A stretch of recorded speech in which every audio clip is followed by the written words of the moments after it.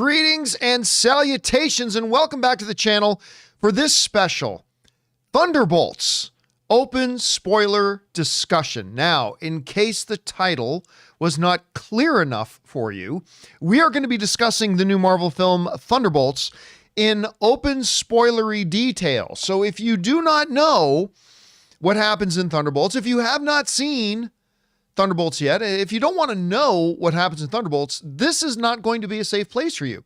You should probably just add this video to your watch later list or something and come on back a little bit later and check it out then. For now, my name is John Campea. Good to have you guys here. And, you know, I went to go see Thunderbolts again for a second time yesterday. Ann and I went to go see it for a second time. Completely sold out IMAX. There's only a couple of single seats left, and we were lucky to find one seat in front of the other. Like I was in row L and she was in row M. And so we saw it in an IMAX screen. It was sold out. They originally projected this movie to make 50 to 55 million opening. I ended up, it started to go up a little bit. I made a final prediction that it would have a $60 million opening. I think it made like a $75 million opening, something like that. So anyway, a $75 million opening for a struggling MCU with a bunch of C-list characters that have already just been C-list in other movies is rather remarkable, but we'll talk about that more on the John Campea Show tomorrow. Today, we are here to talk about Thunderbolts and the movie itself and how we felt about it, what we thought about it, all the different spoilery details. We're going to spend the vast majority of our time taking your comments and questions and observations about the movie. If you have a thought, theory, observation, whatever that you'd like to send in, use the Super Chat feature. The Super Chats are currently open, but I will be turning them off sometime relatively soon because we already have an awful lot of them in there. But if you have a thought, theory, opinion, question you want to get aired, go ahead and send it on in. As long as I deem it appropriate to be addressed on the show, we'll address it here on the show. All right, just let me touch on a couple of things here, okay? I already did my out of the theater reaction, but let me give a couple thoughts. And we're talk more reviewish on the John Campea Show tomorrow once we have Chris and Rob in here as well. I loved the movie. I loved it. Like, I don't think this movie, I don't want to overhype it because I don't think Thunderbolts is top tier MCU, you know, the top 5 or 6 best MCU movies ever. I don't think it's in that category, but I put it in the next category down. I put it in there with the likes of Guardians of the Galaxy 3. I put it in there with the likes of the first Doctor Strange. I put it in there with the likes of, well, a number of others just like are great, wonderful MCU movies, and especially in the recent couple of years, coming off of films like Ant-Man and the Wasp: Quantumania, or the recent quite disappointing Captain America: Brave New World. This movie was a breath of fresh air. This was just wonderful. It had action when it needed action, but it had one of those things. I say this about very few Marvel movies. I probably have only said this about 4 or 5 Marvel movies in general. It wasn't just a good comic book movie. It was a good movie. Like, Thunderbolts isn't just a good comic book movie. And there's some comic book movies that I absolutely fanatically love, but they're great comic book movies, not necessarily great movies if you remove all the comic book-ness out of them. But I think Thunderbolts is one of those ones that's a great movie. It's just a great movie. Like, take out the Marvel aspects and all that kind of stuff. I think it's just a great movie with really great characters, real human experiences, touching on things that are very day-to-day for a lot of people, struggling with that darkness, struggling with depression, struggling with loneliness. I thought it handled it in a great and yet somehow entertaining way for it, which I just thought was fantastic. And then when there was action to be had, whether it's Bucky taking out the Hummers, or whether it's, Yelena just going in and breaking in and taking out a bunch of guards, whether it's the Thunderbolts fighting themselves, whether it's Bob doing his Sentry thing, like whatever it is, I just thought all the action worked. I mean, it wasn't top-notch Marvel action sequences, but it was really good. I thought the humor when they used it was perfect. Like, I love the fact, you know what I really love? One of my most unsung favorite characters in the MCU is turning into Red Guardian. And I love the fact that Red Guardian can go from one moment saying something really humorous, and then in the next moment be a dad. Did you notice that in the film? Like he could give a yuck line, but he wasn't overall a yuck character. He'd give a yuck line, and then all of a sudden, whether he's talking to Yelena in his kitchen or whether he's talking to her on the street as everything's going crazy, that character, they wrote him in such a way that he could go from saying something hilarious to then saying something really emotionally touching. And I mean, just that one time he says that line when he says, "I didn't think you wanted me." I know dads are like that. I have friends who are dads, and they often feel like their kids don't want any part of them. And that's how people feel. And then when he says, I didn't think you wanted me. I thought giving you your space was what you'd want from me. I thought if I tried calling you, you'd feel like I was intruding on your life. Like dads feel that way. And so I thought that was great. Again, the line of the movie to me, though, was in the trailer. It's when he says, I mean, it's no, what is grief if not love persevering? But when he says to me, "Yelena, when I look at you, I don't see your mistakes." I felt emotional at that line in the trailers. When I saw it in the context of the movie and he says that, "When I look at you, I don't see your mistakes," I just about broke. And then we see in the trailer when she goes, "Okay, yeah, that was pretty good." That was good in the trailer, but when she says it in the movie, "Okay, that was really good." Like I almost broke. There were tears both times in the theaters I was in. All that kind of stuff. Now, look, how do I feel about the asterisks? The new Avengers. Completely rushed. Like, first of all, who says Valentina de Fontaine has the authority to proclaim that these people are the new event? She's the director of the CIA. She's not the president. She's not the Secretary of State. Like, who gives Valentina the authority to stand there and go, "I proclaim these people the new Avengers"? She doesn't have, who gave her that authority? She doesn't have that authority. So I felt like that was a little bit weird, but whatever. It is what it is. Now listen, I could sit here and go on all day, but we have more important things to do, which is to take your questions and your observations and your thoughts on the movie. So, and I'm sure you guys will cover anything I was going to say anyway. So let's just get right to it.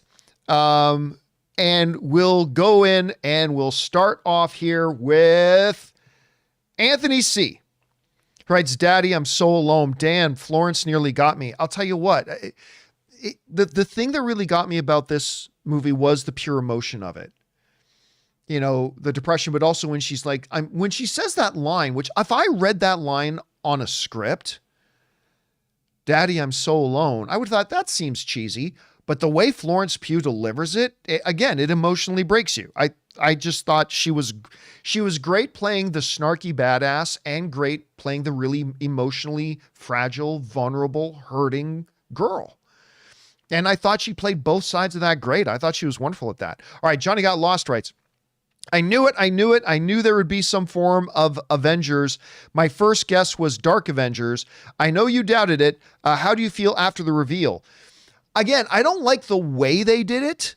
Like just Valentina suddenly has the authority to proclaim, like the CIA director is the one who anoints who the new Avengers are. That was weird.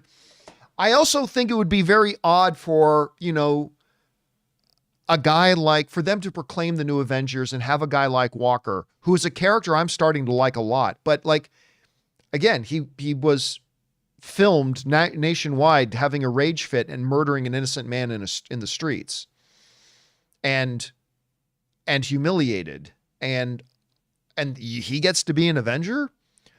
Or like Ghost literally murdered somebody in this movie. Now, granted, she was kind of tricked into doing it by Valentina, but regardless, I don't care if my boss tells me to go up and shoot somebody in the head. She like literally murdered. She just snuck up and shot Taskmaster in the head and dead. And really a Russian government op And again, Red Guardian's one of my favorite characters in the MCU, but a Russian government op is now in the Avengers. Okay. I thought like they kind of rushed that because there was nothing in the movie ever that ever suggested they were looking at this group as a potential replacement for the Avengers or whatever. It was just like the movie all happens. And in the last minute of the movie, Valentina looks at them weird and says, ladies and gentlemen, the new Avengers. And they're like, and then they just become the new Avengers. Whatever. They got to the end line. It sets up an interesting thing with listen, I'll tell you this right now. I am far more interested and I am far more invested in this Avengers team than I am in Sam Wilson, whatever group Sam Wilson's putting together. I don't give a shit about his new Falcon. I mean, Simu Liu might be on his team, and that's got me. But as of right now, if I had to pick which team Avengers I'm on the Thunderbolts team Avengers.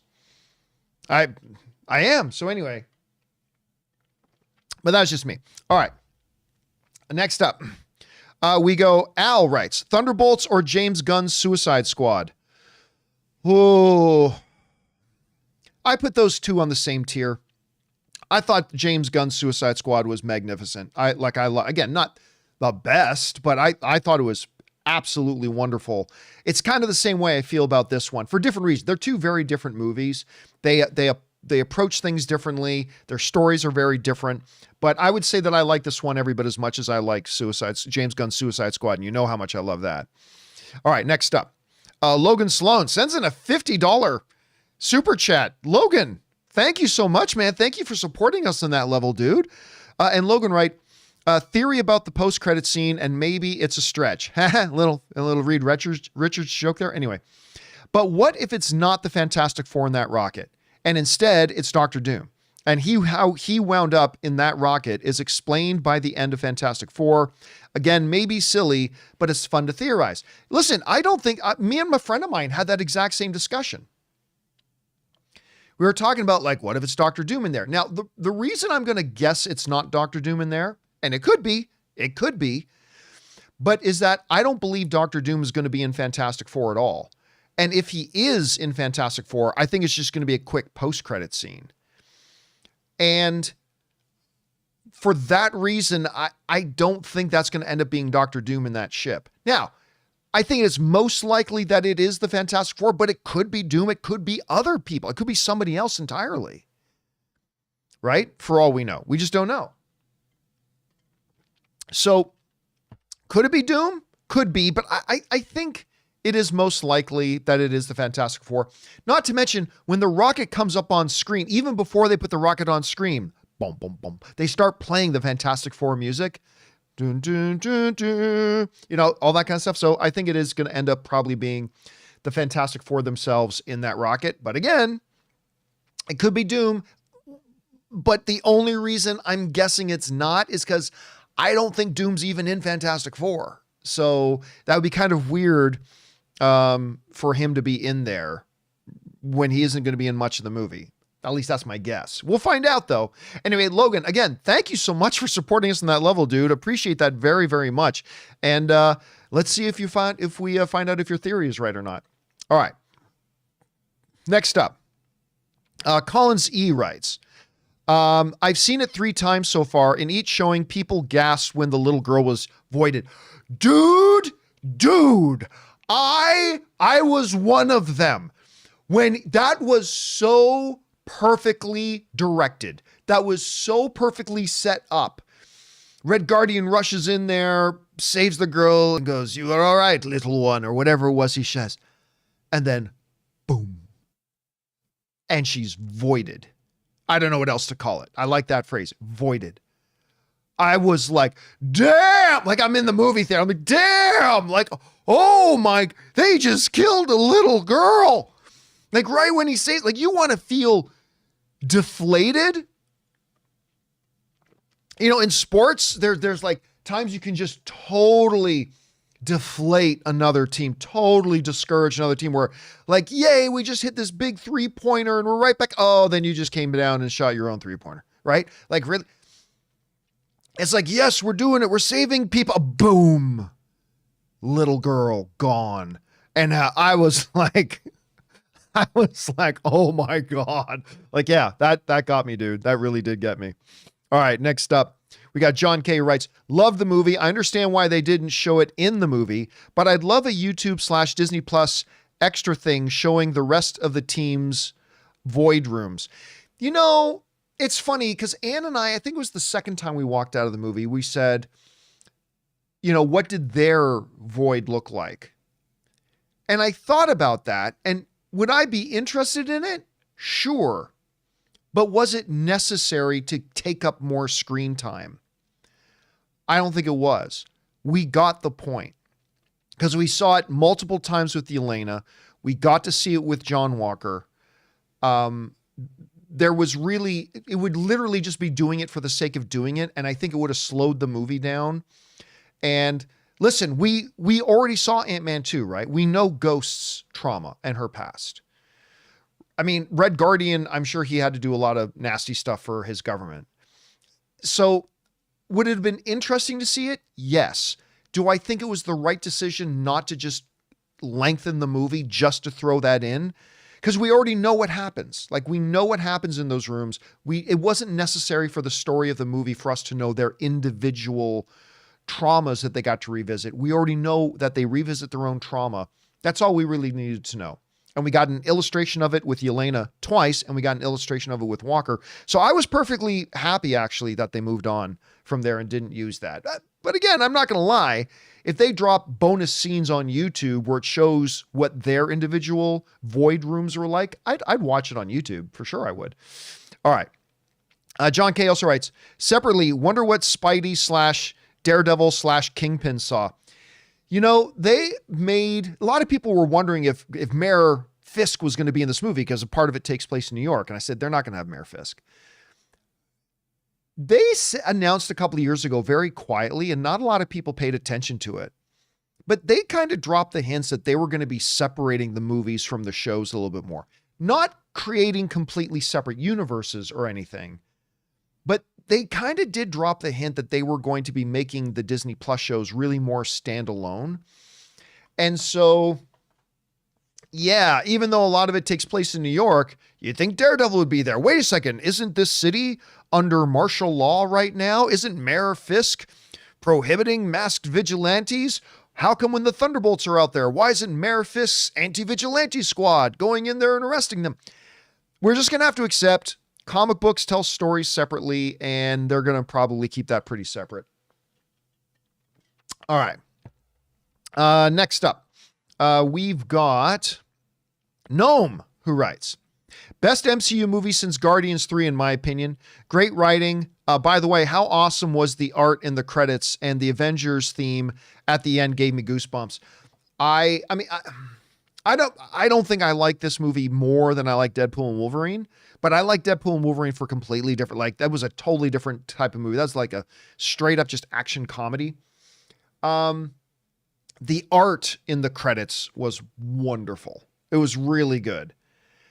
And while I don't really buy into how they become the new Avengers, having the Avengers music play with it was certainly moving. It was certainly moving and made an impact for sure. All right, next up. Raymond Verrata writes, Sam still has a lot to choose from for the Avengers, like Thor, Hulk, Shuri, Wong, Kate Bishop, Ms. Marvel, Falcon, Daredevil, Ant-Man, Shang-Chi. Oh yeah, he's got a lot. Although it sounds kind of like Ms. Marvel is forming her own team. Some people are calling it the Young Avengers. They're not going to be called that. So she's obviously she's assembling her own group that she started with Kate Bishop. And so I don't think it's going to be them. But I mean, we see Simu Liu in the pictures with Sam or with Anthony Mackie. So I think Shang-Chi will probably be one of them, but you're right. He still has plenty of people to pick from. I don't think Thor, though, is going to follow the guy who was Steve Rogers' sidekick. That's just me. I don't see Thor officially joining that group of Avengers, but you never know. They could. All right. Next up, Raymond Verrata writes, did you get the Red Guardian helmet giveaway?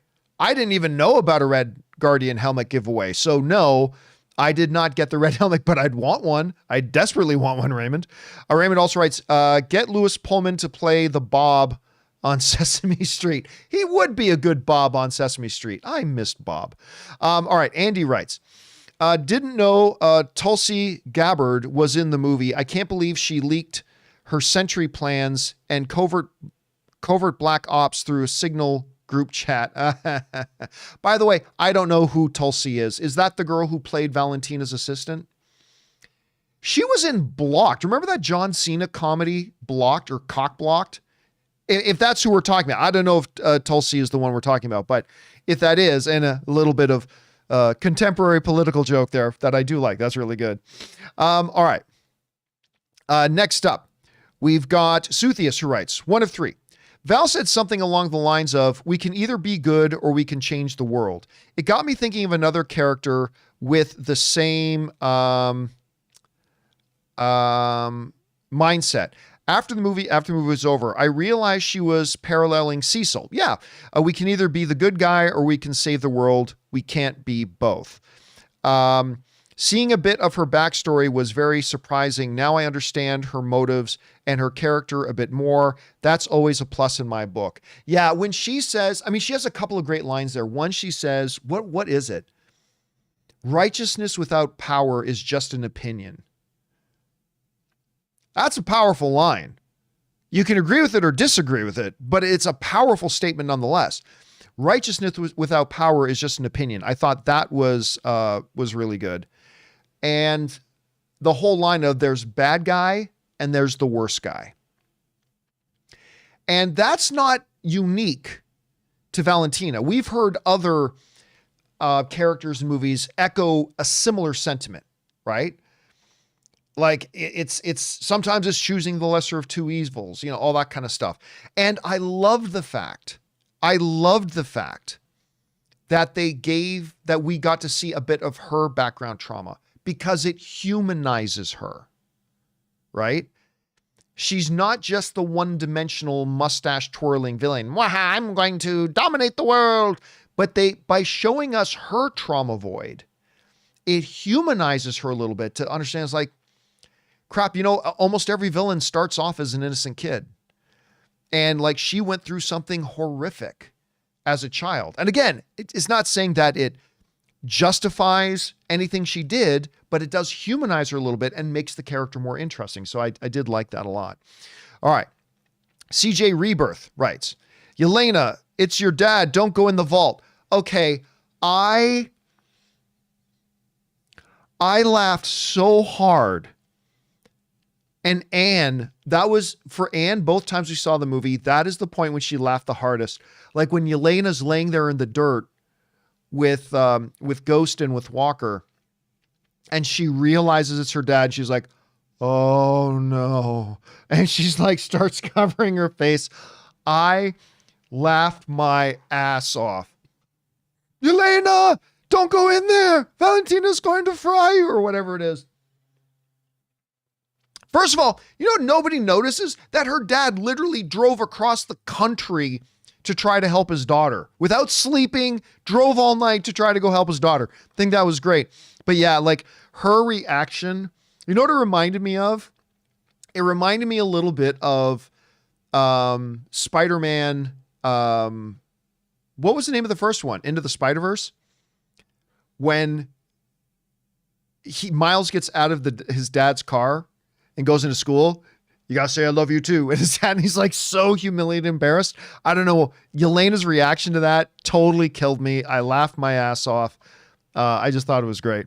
Anyway, No writes, I enjoyed the movie. The opening scene when the building explodes is very similar to the opening scene from Rush Hour 2. Good ripoff in my opinion. Let's be honest here. Rush Hour 2 wasn't the first one to open with a building exploding either. I mean, Die Hard 2 did it. Or was it? No, it was Die Hard 3 did it. I think that was before Rush Hour 2. And there were others that did before, like Sudden Calm Serene and boom, explosion. There have been many movies that have done that. It's funny, Rush Hour 2 is one of the few, there's not a ton of them, but Rush Hour 2 is one of those movies that's actually better than its original, because Rush Hour 1 sucks, in my opinion, but Rush Hour 2 is really good. I really love that movie. Rush Hour 3 sucked too, but anyway, that's that. All right, next up. We got Dwayne who writes, Sentry and Void were great. They really were. I'm really excited to see where they take them. Must be hard writing a character that's that OP, but I'm excited still. You know, one of the things we talked about when we found out it was going to be Sentry, it's like, well, so clearly what's going to happen is the Thunderbolts cannot fight Sentry. That you just can't. The only person that maybe can fight Sentry is Hulk. And that's it. That's the end of the list. It's Hulk or nobody. That's it. No other options. For those of you who read World War Hulk, you know that could be damn fun. If somehow, some way we end up with a Hulk versus Sentry thing. Anyway. But I kind of said, if you guys remember, I said on the show, then what it's going to be is they can't stop Sentry. So what will happen is they either have to get some kind of MacGuffin that stops him, or they have to help Bob stop Void. But ultimately, the Thunderbolts cannot stop Void, right? And so they went that way. But to have somebody with that much power that is that broken, Bob's really broken. I still love that scene. You don't remember this? I was on meth. That was that's a great line that I missed the first time I saw the movie. And I caught it the second time I saw it. I was on meth. That thing was so good. That was just, but so writing somebody with that much power, that is that broken, it gives you a lot of really interesting storytelling possibilities that so I really like that. Also, I just got to respond to my wife.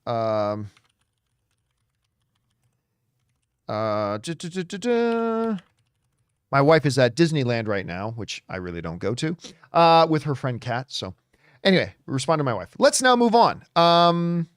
That was Dwayne. Next up, we've got Taki75, who writes, the Void's character design, a shadow with pinprick eyes, was extremely creepy. Bob was the poster boy of bipolar disorder.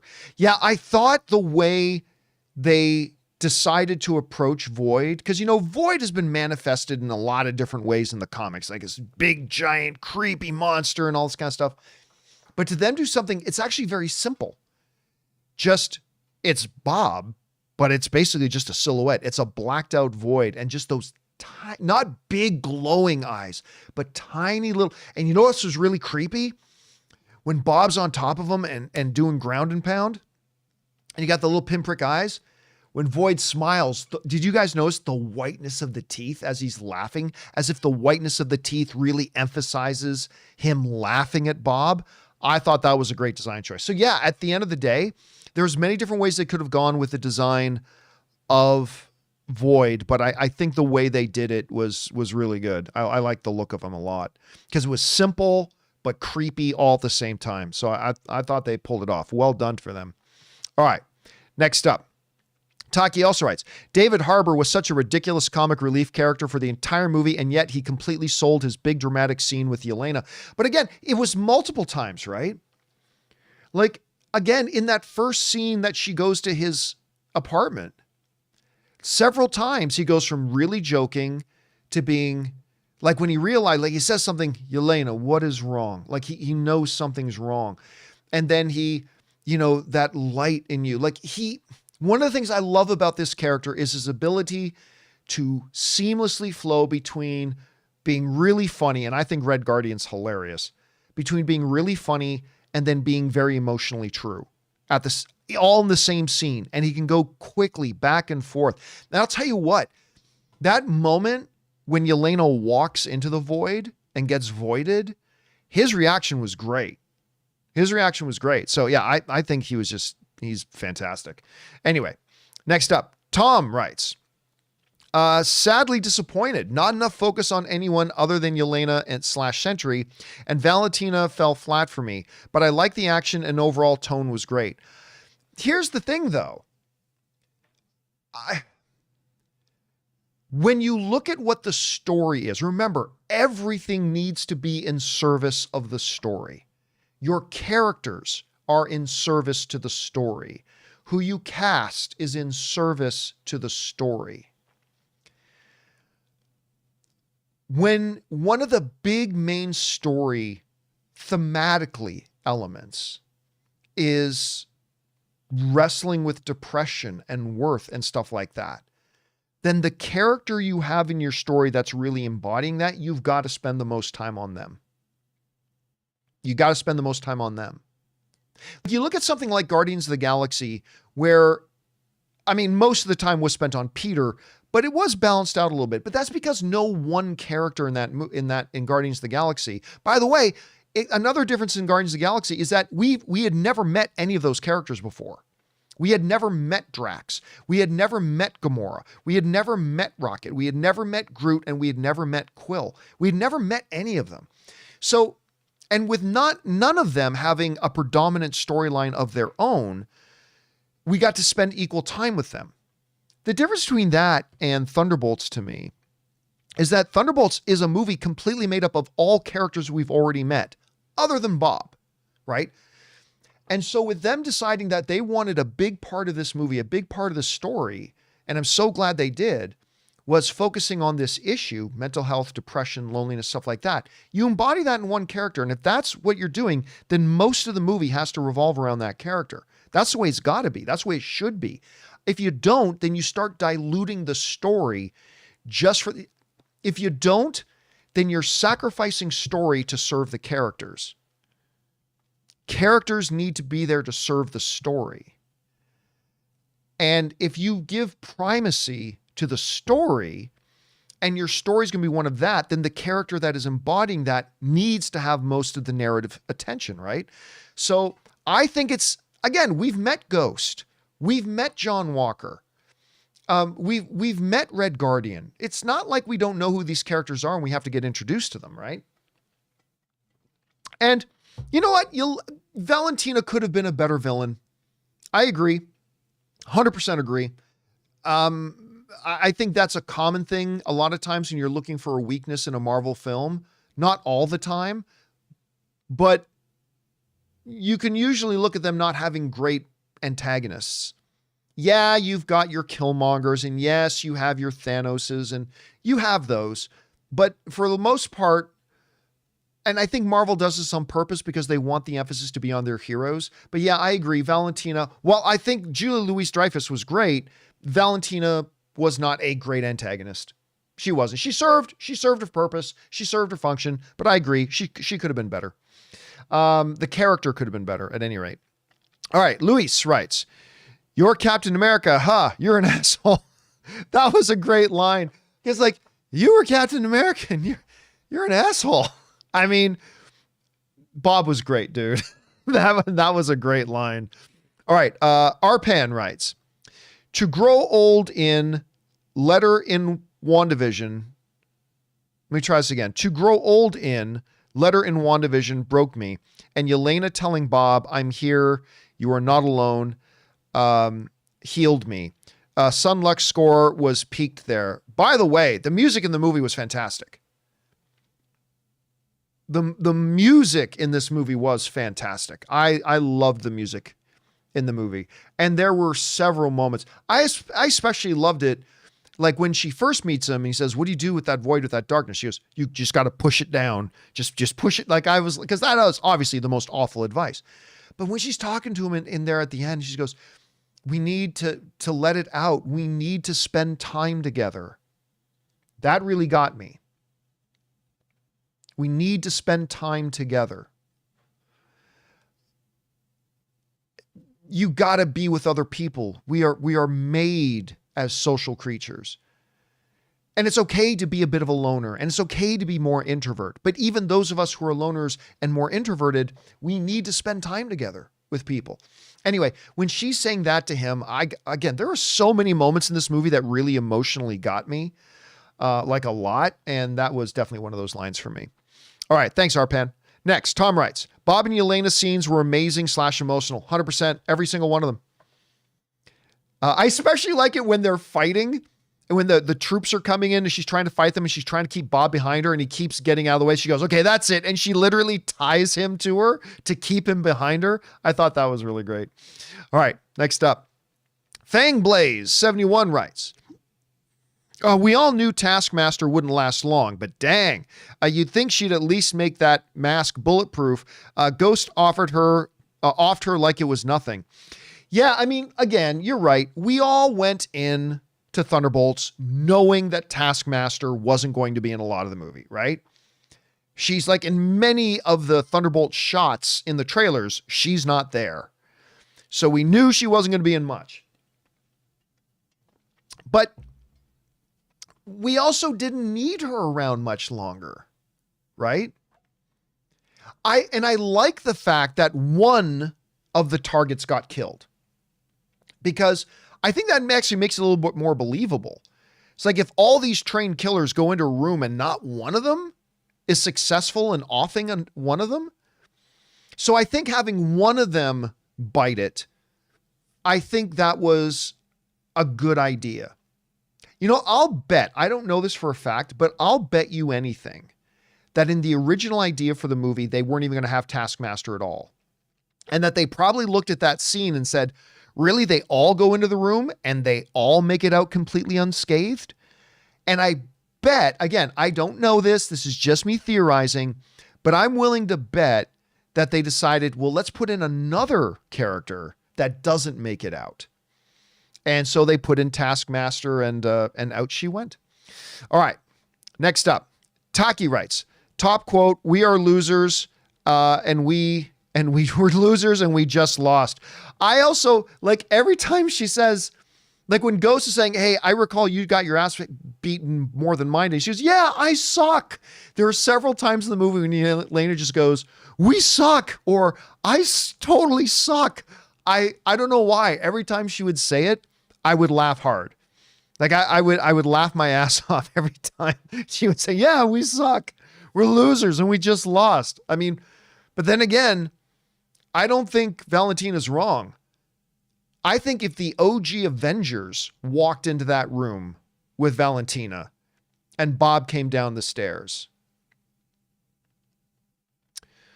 I don't know that they do much better. Granted, they had a Hulk.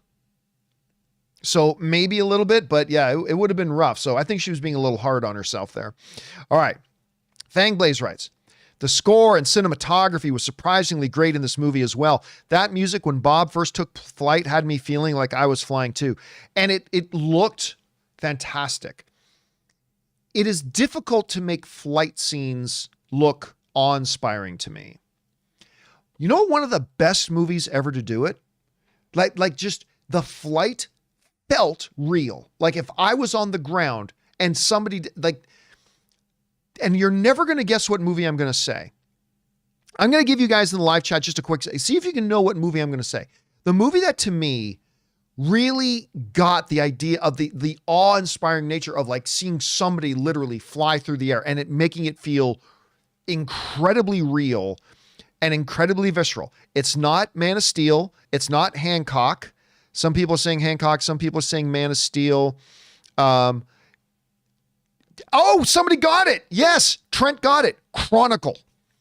And when Bob goes flying up in the air, that's what it reminded me of. It reminded me in Chronicle, because like in Chronicle, when they take to the air, it just felt so real. And when Bob all of a sudden flies up into the air, like it felt very viscerally real.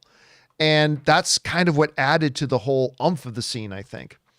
Anyway, next up, Alan S. writes, "I loved Thunderbolts. That scene between Yelena and Alexei after the Sentry fight got me emotional. Glad Black Widow brought those two into this MCU. That is the best legacy of the Black Widow movie, because I don't think the Black Widow movie overall was very good. The best part of it was Red Guardian and introducing us to Yelena. But, you know, everybody talks about, and I do too, when he says, you know, when I look at you, I don't see your mistakes. That's great too. But you know what might be the line of the movie? And there's going to be, throughout the course of this stream, I'm probably going to have like 8 lines that I say might be the best line of the movie. But what might be the best line of the movie was in that speech when he's talking to her. And he says to her, "Do you remember when you were a child, why you said you wanted to play goalie?" And she says, "Because I didn't want to run as much." And he said, "That too. But you said that you wanted to be the one everybody can count on if they made a mistake. You wanted to be the one everyone could count on if they made a mistake. That's such a great line. That is such a great line. And it's moving and emotional and powerful.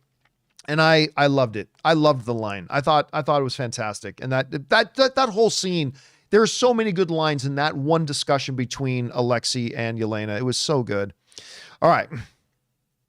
And poop in the middle of the field. Yes. All right. Fangblaze also writes, Bob is absolutely one of my favorite MCU characters now. He's so charming normally, and he's just so effortlessly cool when he's Sentry/Void.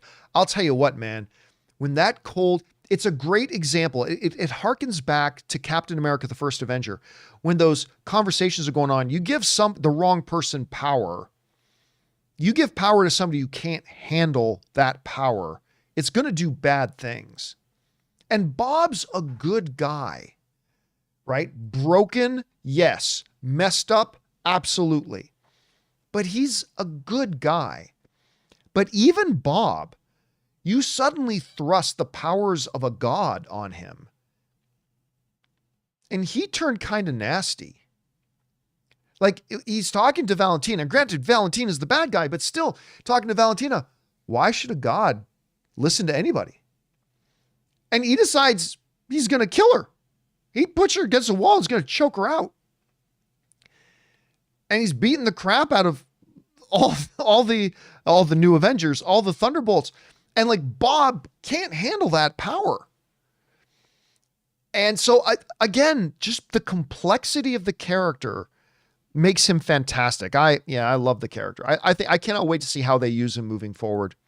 All right, next up, John Redcorn writes, Taskmaster's anticlimactic death felt like Feige openly admitting to the fans, we dropped the ball with this character and we'll do better next time. No, I disagree. I completely disagree. I think the whole reason the character was there was to serve the purpose that if you're going to send a bunch of train killers into a room, at least one of them's not going to walk out alive. At least one of them's not going to walk out alive. And I bet you anything, if they didn't use Yellow Jacket in Ant-Man and the Wasp Quantumania, if they didn't use Yellow Jacket there, I bet they would have used him in that scene. But they needed somebody, so they got Taskmaster. And yeah, they didn't use Taskmaster as like, oh, look, we just need a way to admit to the... No, they just used Taskmaster because they needed a character to go in there and get killed. And the fact that they made it not a red shirt, for those of you who are Star Trek fans, you know what I mean? Not some red shirt guy, but it's actually somebody we recognize, somebody who was in a previous movie, got in there and get offed. Again, I thought it served the story and I thought they did it well.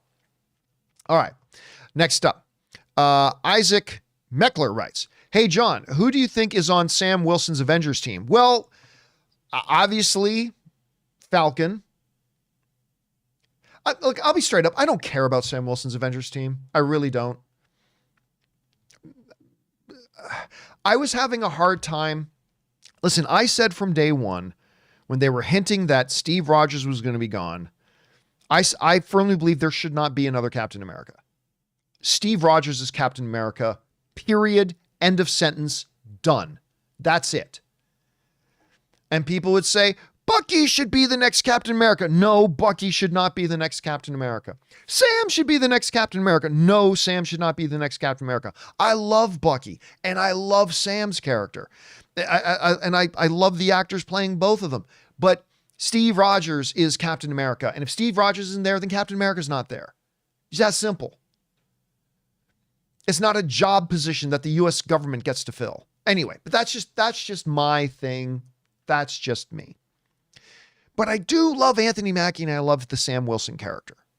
So I went into Captain America Brave New World with high hopes. You know, I was a little skeptical about it, but I went in with high hopes. I wanted that movie to be great.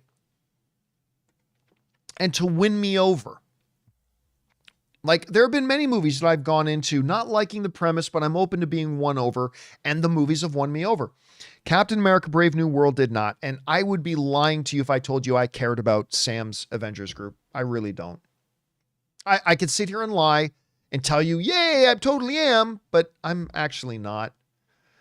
And the fact that the very first person he recruited was a Falcon character who went into one combat mission and ended up nearly getting killed and ended up in the hospital. It's like, hey kid, you've got what it takes to be an Avenger.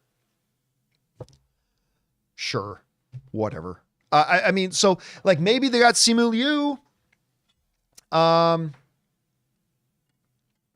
as Shang-Chi. That would be super interesting. Don't know. Honestly, don't care. I am 100% right now Team Thunderbolts Avengers. That's who I am totally on board with right now. But again, they may completely win me over later, so we'll see. All right. Next up, Fangblaze71 writes, where are we? There he is. I had a feeling this would be good, but I didn't expect it to be my favorite superhero movie since Endgame. I've already seen it 3 times. Yeah. And I you know what? I got to watch Last of Us later tonight, but I very well may end up going to see it later tonight again. I think there's like a 10 PM. It's like almost 5 o'clock here right now. I think there's like a 10 PM IMAX screening. I might go to see it a 3rd time tonight. Again, I went in thinking it was going to be good. Like I've been excited for this movie, right? And I didn't think it would be this good. I didn't think I would like it this much, but I completely did. Again, which is great, especially, again, we're in an MCU lately where I just came off a disappointing Captain America Brave New World that I didn't like. And I'm still not over Ant-Man and the Wasp Quantumania. I'm still not over that. Like that anyway, and some other disappointing things, but it was great to come out of an MCU movie that I really loved. So that was great. All right. Amin writes, why would Bucky not stick with Sam and join the Avengers? I'm guessing it's partly because of his sympathy to Bob, but should have been explained better. No, didn't need to be explained. They didn't need to explain why he would. They didn't need to explain why he wouldn't. And why would why would Bucky follow Sam? Bucky doesn't look at Sam as his superior. And for that matter, why would Sam follow Bucky? Sam doesn't look at Bucky as his superior. They're friends, yes, but they've got something going. And unlike Sam, they actually have a legitimate claim to the Avengers title. The government actually designated them as the Avengers. So I don't think that needed to be explained at all.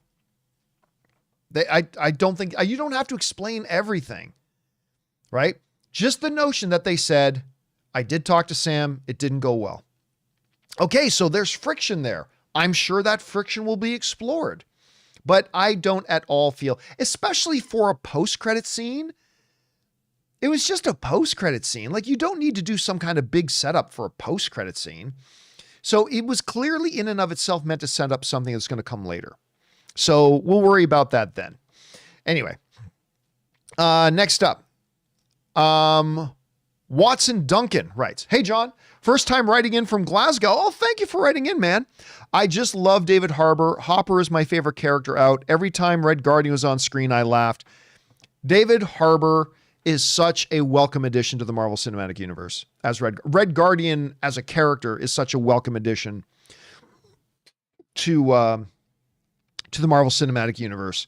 I loved this character in Black Widow, and I didn't even like that movie very much. And I love him in Thunderbolts. Like, you know, I that's when I got really excited for Thunderbolts, when I found out they were putting Red Guardian in it. I mean, I was excited to find out they were putting Bucky in it because I didn't think they would initially. And I liked that they put Yelena in it. But if I'm being honest, the moment I went from not really caring about a Thunderbolts movie to getting really interested in it is when they announced David Harbour as Red Guardian. And I thought he totally delivered. All right. Amin writes, they said the post-credit scene was filmed about a month ago and the Russos directed it. That's why it felt like it looked like an Avengers film. Well, I mean, it would have looked like an Avengers film no matter what, right? Like, because they, at the end of the movie, they are the new Avengers. So whatever you do in the post-credit scene, especially if they're at their home base, it's going to feel like an Avengers thing. Again, I loved the post-credit scene. I loved it. But I've heard some people say it was important. It wasn't important. If you did not stick around for the post-credit scene, you missed a good scene, but you're not missing out on anything. Like anything that is revealed or you find out about in there, it's going to be inconsequential. You're going to pick up on that later. So it's not like it was important. And that's good. They shouldn't make a post-credit scene vital that you have to see. Because then you're ripping off people. Like if people get up and leave when the credits start to roll, because that's what most people do, you're actually stealing something that's important. So what was happening in the post-credit scene was great, but was it important? No, it's all information that's going to be relayed elsewhere again. So, but I did think it was wonderful. I thought it was really, really good. CQ is saying it's very important. It's not important at all. Not important at all. There's nothing that happens in that post-credit scene that can't quickly be communicated to the audience in the first 10 seconds of the next movie. Nothing.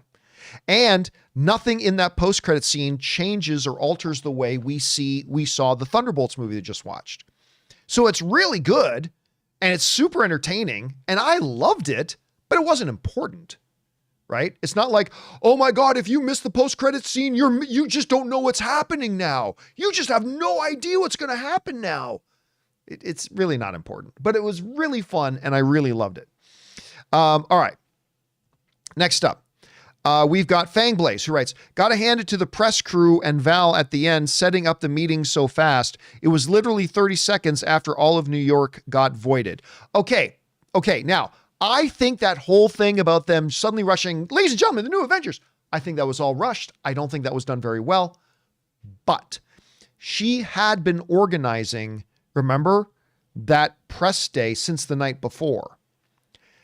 And after getting voided, people just reappeared where they were. So if the press had them gathered already when they started getting voided, then it stands to reason they were right back there and now really anxious to hear the press conference. So I have a problem with that scene overall, but I'll give it that because that did kind of make sense, I guess. All right. Next up, we got Amin who writes, "I put this film in and around the same bracket as Guardians 3, Doctor Strange 1, me too, Deadpool and Wolverine, and Homecoming. Solid mid to high tier for MCU." Yep. I said coming out of it, this isn't the top tier of MCU. It's not one of the top 5 or 6 best MCU movies ever. If you feel that it is, that's totally cool. I don't. That's okay. But it's a really good one. And there's a lot. I mean, you've got your top 5, 6, 7, and then a glut of like really great films anyway. Then a couple of okay, and then only a few really bad ones. But yeah, it's a really good movie, man. I enjoyed it immensely, and I am thinking about going to go see it again tonight. All right, Daniel Brown just sends in a super chat to be supportive. Thank you, Daniel. Appreciate that, man. Nathan writes, "I like these characters now more than Sam and his Avengers." Me too. And now care more for them in Doomsday. If I had to show a family member a good movie, I'm showing Thunderbolts over Deadpool and Wolverine. Depends on what mood I'm in. If I'm just getting some buddies together and we just want to have a rowdy good time, I'm putting on Deadpool and Wolverine. If I'm getting together with a couple of family members and I just want to watch a good motion picture, probably put on Thunderbolts. I still think for me overall, the overall enjoyment of Deadpool and Wolverine exceeds that of Thunderbolts, but whatever. It's all close and it's all good. The key thing is that, well, Captain America, Brave New World kind of broke the streak. We could have had 3 really good movies in a row, but I'll take 2 out of 3. I'll take 2 out of the last 3. All right. Thanks. And I'm totally in agreement with you, Nathan. I am far more vested now in the Thunderbolts Avengers than I am in Sam's Avengers. All right. Min Tran writes, that looked that the red-headed lady, probably just mean look, that look that the redheaded lady gave when Yelena said that she was a bitch, cracked me up so hard. I don't know what we're talking about, to be honest with you. Are you talking about when Ghost Ava called Yelena a bitch? And if you did, I don't recall seeing somebody else in the scene. You've just given me, Min, another reason why I need to go watch this movie again tonight. I need to go see it again. All right. Next up, we got Colin Z who writes, by the way, guys, I am going to turn off the super chats here. I already got way too many. I've already got way too many. So I am going to be turning off super chats here in about 1 minute. So if you do have a thought, observation, theory, you want to get it in quick, because I've got to be I should have turned off the super chats 20 minutes ago. But anyway, next up, Colin Z writes, I know what I would see in my shame room, and an eternity there would be worse than death. The team was nuts/brave for going into the void on purpose. Yeah, but remember, other than John Walker, they didn't really know what they were in for. I mean, yeah, Red Guardian says, tell me everything you saw. Yeah, but they didn't really know what they're going in for. You know where that idea was really brought up? It was in Lucifer. Because the concept of hell in the show Lucifer, which I love that show, was that you relive your worst moment over and over and over again. So the voided room kind of reminded me a lot of that thing in Lucifer. And I thought that was a really interesting thing. All right. Brad Jags asking, do we have opening weekend numbers yet? Yeah. I think it's 75 million, which is 15 more than I predicted. I predicted it was going to make 60. It said 75 million. So there you go. Okay. Next up, we've got, that was Collins.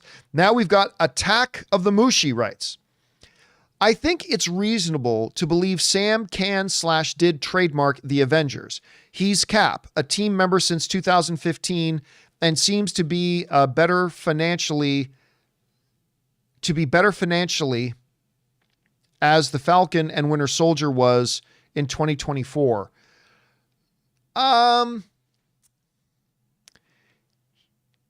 He's not Steve Rogers. He gave himself the same nickname that Steve Rogers had, but he's not Steve Rogers. And nobody gave him the authority to form the Avengers. Then again, who should have the authority to say who the Avengers should be? So, I mean, I don't know.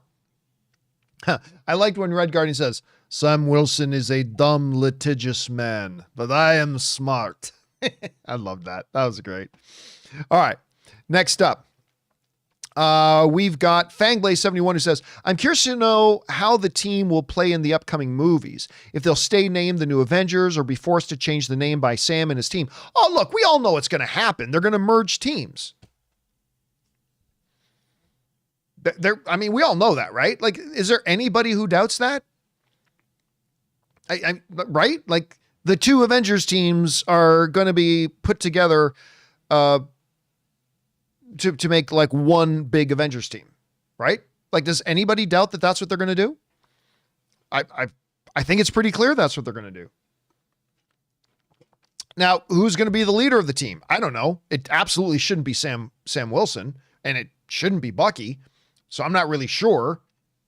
But yeah, it's definitely, they're going to end up as one big Avengers team. Like, of that, I have no doubt. I have no doubt.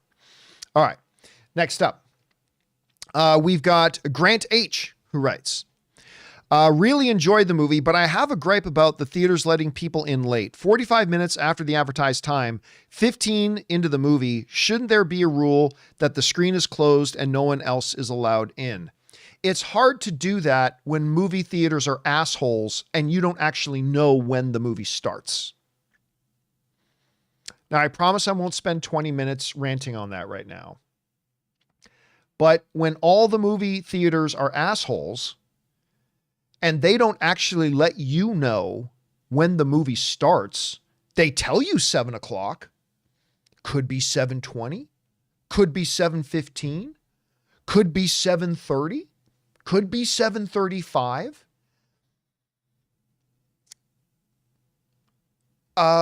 Yeah. So who's to say? Who's to say? I mean, there is a movie theater in Hollywood called ArcLight Cinemas that was just the best. They were great. And they had a rule. They had two rules that worked hand in hand. All right. Rule number 1, 3 trailers, then the movie. That was a rule. So if they advertised a 7 o'clock movie, at 7 o'clock, 3 trailers would play, and then the movie starts. That was it. That was their rule. 3 trailers, then the movie. The second rule was, if the advertised time is 7 o'clock and you're not through ticket check-in by, I think it was 7:10, you had 10 minutes, I think. I think you had 10 minutes. Anyway, it might have been right at 7 or 7:10. You didn't have to be in your seat, but you at least had to be through the ticket check by 7 or 7:10. Because you knew when the movie was starting. It's 3 trailers in the movie. The movie starts like within 10 minutes of the advertised showtime. So there, they could have a rule that said, if you're here late, you don't get to come in and disturb people. And everybody loved that rule. Everybody loved that rule. My friend Gray Drake, who is a wonderful online pundit, she's a boss, but she used to work at ArcLight Theater. And there was a time she literally had to turn away Quentin Tarantino. It's a great story she tells, but she literally had to turn away Quentin Tarantino once because he was late. It's like, sorry, rules are rules. And she had to turn away Quentin Tarantino, which I think is hilarious. But yeah, so it's difficult. How do you tell an audience member, well, you need to be here by a certain time? Tell you what, I'll be here by a certain time when you start fucking letting me know what time the goddamn movie starts. How's that, Bob? Or Phil? Or Dick? Or whatever their names are? How about that? How about you can tell me what time I need to be here by when you start fucking telling us what time the movie actually starts? How about that? So yeah, it's difficult to have that rule when people have no idea when the movie actually starts. So it's tough. It's tough. Anyway. All right. Let's keep moving on here. We go to Fangblaze. Again, writes in, my only disappointment was Ghost got pretty sidelined in a lot of this movie. She's a personal favorite of mine. Hope we get more of her in the sequels. I don't know, man. She had quite a number of moments to shine, right? Like, number one, she was actually the most good of the good guys.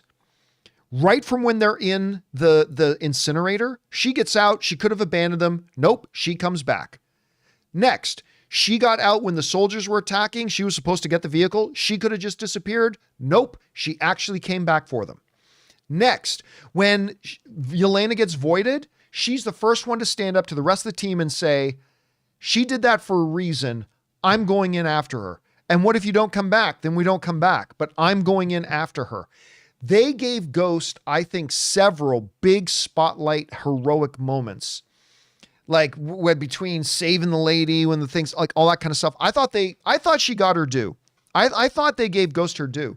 And even when she's like, they're getting attacked in the limo, she's like, I'll be right back. She's going to go out there and try to take them out and save everybody. Got stopped by the sound cannon, but still, I thought they gave her like really good moments to shine in the movie. I really did. Anyway, Murray Reich writes, I like the film more than Cap 4. It's not a high standard, but yes, I agree. Although I wish they gave us more of the team together a bit longer. CDHV, guys, please don't write in acronyms. CDHV, given me more Ghost and Bob backstory. Again, the characters are there to serve the story. The story is not there to serve the characters. We didn't need more Bob backstory. It would have been redundant. I think we found out enough about Bob that we needed to know. And Ghost, we had an entire movie with Ghost and her backstory. We did. We had an entire movie. Ant-Man 2. We got Ghost and her backstory. So I don't believe, while you can put some interesting things in there, I don't believe in sidetracking a movie just to cover ground that isn't necessary to the overall story. And I think going more into Bob's background would have been redundant. And I think going more into Ghost's backstory, I think just would have been hijacking the main story narrative, which again, the characters are there to serve the story. The story's not there to serve the characters. But that's just my take on that. That's just simply my take on that. All right. Thanks for your thoughts on that, Murray. Next up, Fangblaze71 writes, Daddy, I'm so alone. Amazing acting in that scene. Yeah. Again, I think the performances by all of them, Wyatt Russell, the girl, I can't remember the actress who plays Ghost, Pullman, Harbor, they were just all so good. Pugh, I think the acting in it was top notch. When you try to make a movie more emotional, like if you're just having a straight up zip bang action film, it helps to have good actors, but you don't have to have great thespians. But the more you want to go into emotional weight, you got to make sure you have actually solid actors. And I thought they all did a really good job. Immortal Ipsy says, Hannah John Kamen. That's her name. Thank you for that. All right. That's the one who played Ghost. Next up, where are we at? We're at Kyle, who writes, I like it with Sentry being overpowered. He has consequences using his powers. With two different Avengers teams, do you think they will see them called the East and West Coast Avengers? Nah, they're not going to dilute it that way. I really do think at the end of it, you're just going to end up with the Avengers. It's just going to be one team. And by the way, so you see Avengers Doomsday is called Avengers Doomsday. It's not Avengers Team 1 Doomsday and Avengers Team 2 Secret Wars. It's just called Avengers. I think they're going to just ultimately be one team. And yes, I like the fact, like when you've got characters like, say, Hulk, right? Actually, let me just adjust my camera a bit here. This is bugging me. Right there. Okay. When you have a character like Hulk, what makes Hulk really interesting is that he's this world breaker, but he's got this major catch. He can't control himself. And if his heart rate gets too high or gets angry, Bruce will just turn into him. And there's no really predicting what could happen when he becomes Hulk. Hopefully he'll be a little bit, it'll be like more cognizant Hulk who will have the objective of wanting to do the right thing, but there's a catch. It's a little bit of a roll of the dice when Hulk comes out, right? Because you can have your Superman type character, right? That is all powerful and all good. But I find it a little bit, and I love Superman. He's like my favorite character ever, but there's also something really interesting when you have a character that is so powerful, but it comes with a major catch. With Hulk, he's got his. And with Sentry, yeah, I can be Sentry, but here's a problem. If I ever kind of function as Sentry, there's a risk Void will come out. And if Void comes out, everybody's dead. If Void comes out, everybody's dead. And I love that if you're going to give them that much power, there needs to be a catch. And I really like that they're giving him that. Now, again, they haven't been treating Hulk properly lately, but I mean, in the true spirit of how they should be handling Hulk, there's a roll of the dice. Whenever Hulk comes out, yeah, he could save the day, but he could also destroy the city. You never know. You're taking a gamble. And with Sentry, yeah, I'm this super powerful dude, but if I ever act as Sentry, there's a chance Void's going to come out. And if Void comes out, everybody's screwed. And I really, that's an interesting thing to me. Anyway. All right. Super Saney writes, Bucky's entrance in the desert chase was awesome. It was great. Very Terminator-like. I almost expected, when the close-up went to him riding the motorcycle, I almost expected to hear that Terminator music. Like I kind of expected to hear the Terminator music. Anyway, but it was a great entrance. Not quite as good as Steve's entrance in Infinity War down in the subway. That's the greatest entrance to a comic book movie ever, by the way. But it was still really good. It was great. All right, Dwayne writes, I love they put the MCU public reaction with news articles / covers during the end credits. Yeah, that was really good.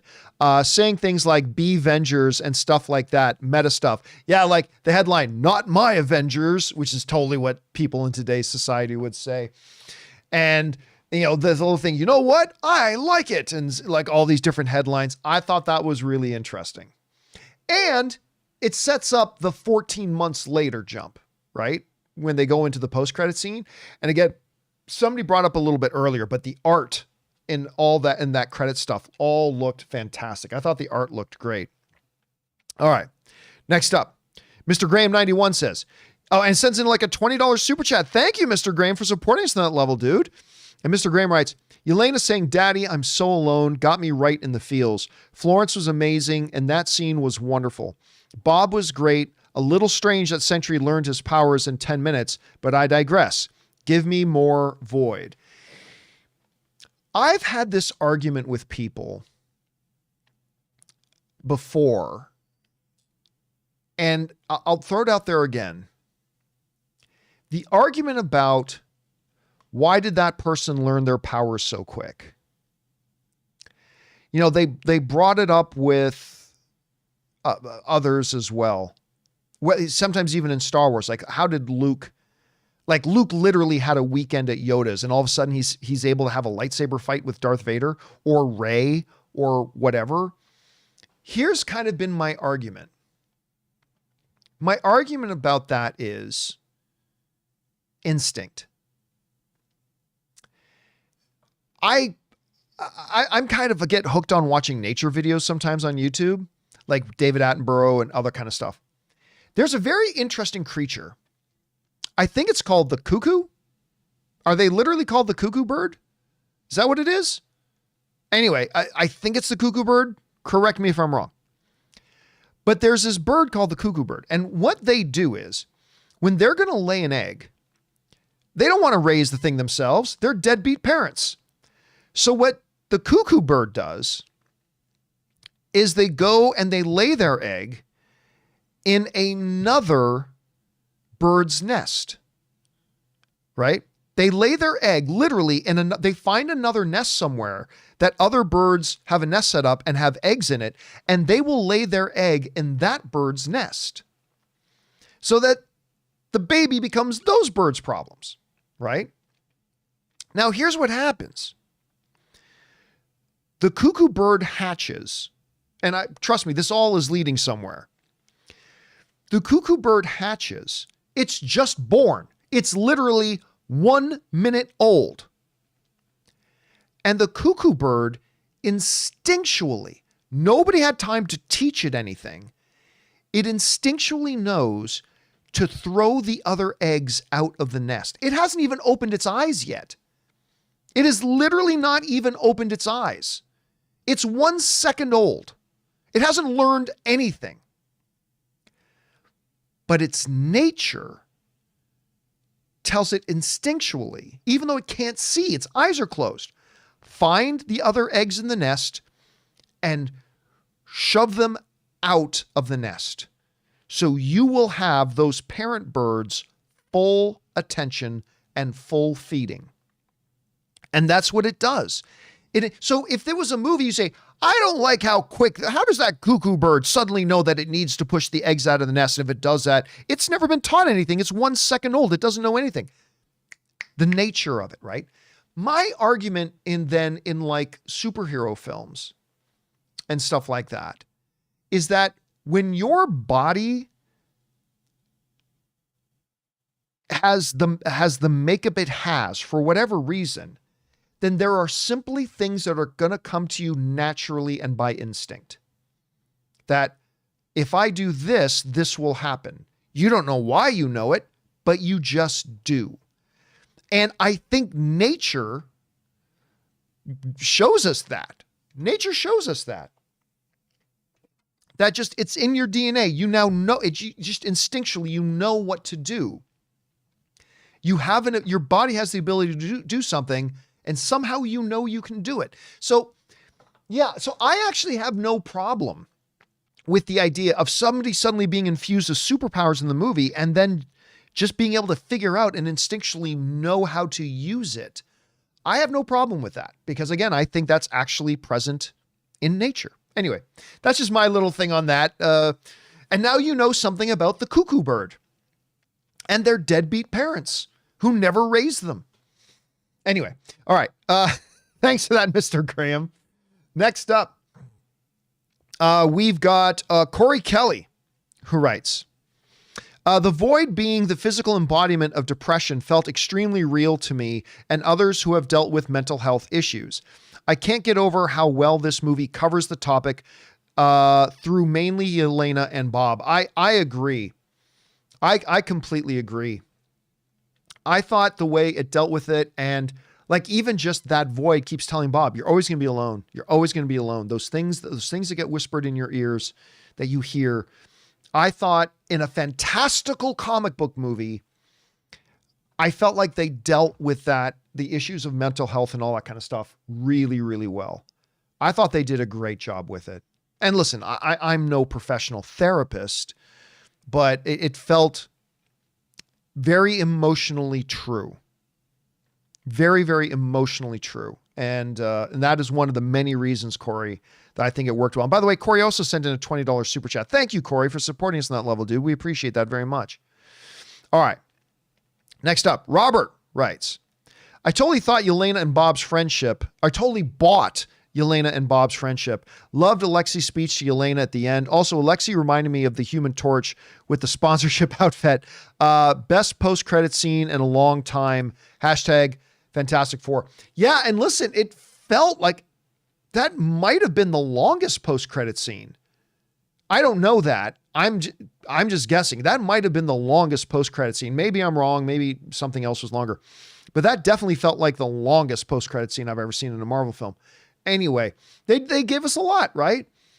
They gave us like understanding where Bob is. Sorry, guys, I can't help a Sentry or else the Void might come out. They gave us an understanding that they've been the Avengers. They've got an Avengers home base, that we found out that Sam's got his alternate Avengers team. And then we see we see the Fantastic Four ship coming out. Yeah, they covered a lot of ground in that, man. It was a really, really good post-credit scene. Again, I don't think important, but wonderful in what it gave us for those who decided to stick around till the end of the credits. All right. Next up, we've got Min writes, is Bucky still a congressman at the end? I doubt it, because I don't think you can be, oh, that was the wrong button to press. I don't think you can be a congressman while being a full-time Avenger, right? Like being congressman is a full-time job. And clearly he gave up being a congressman to embrace being the Winter Soldier again. So my guess is no, he is no longer a congressman by the end of it. That's my guess. We'll find out if I'm right or wrong about that. All right. Collins E writes, high school champions back to back to back. Go Bears. Wyatt's line delivery was hilarious. Wyatt, listen, for a character that started off as a cheap Walmart Captain America in Falcon and the Winter Soldier, his character became more interesting by the time we got to the end of the show, the end of Falcon and the Winter Soldier.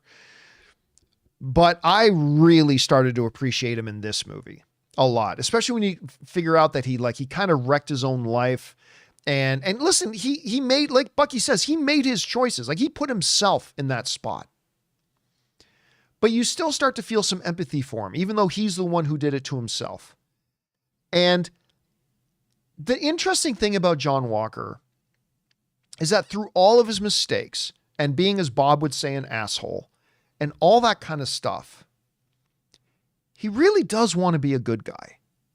I mean, through all of that, through as messed up as he is and the bad choices and all that kind of stuff, when it really comes down to it, he wants to do the right thing. He does. He wants to do the right thing. He wants to be a good guy. He wants to be a hero. You know, that John Walker we met at the beginning of Falcon and the Winter Soldier, a really good soldier who is presented with the opportunity to serve as the new Captain America. Like, that guy is still there. It just corrupted him. Right? Remember, talked about that a little bit earlier. That when, like we found out in Captain America, the First Avenger, you put that kind of power into somebody who's not ready for that kind of power, it can corrupt you and damage you. You put it into a Steve Rogers, you get Captain America.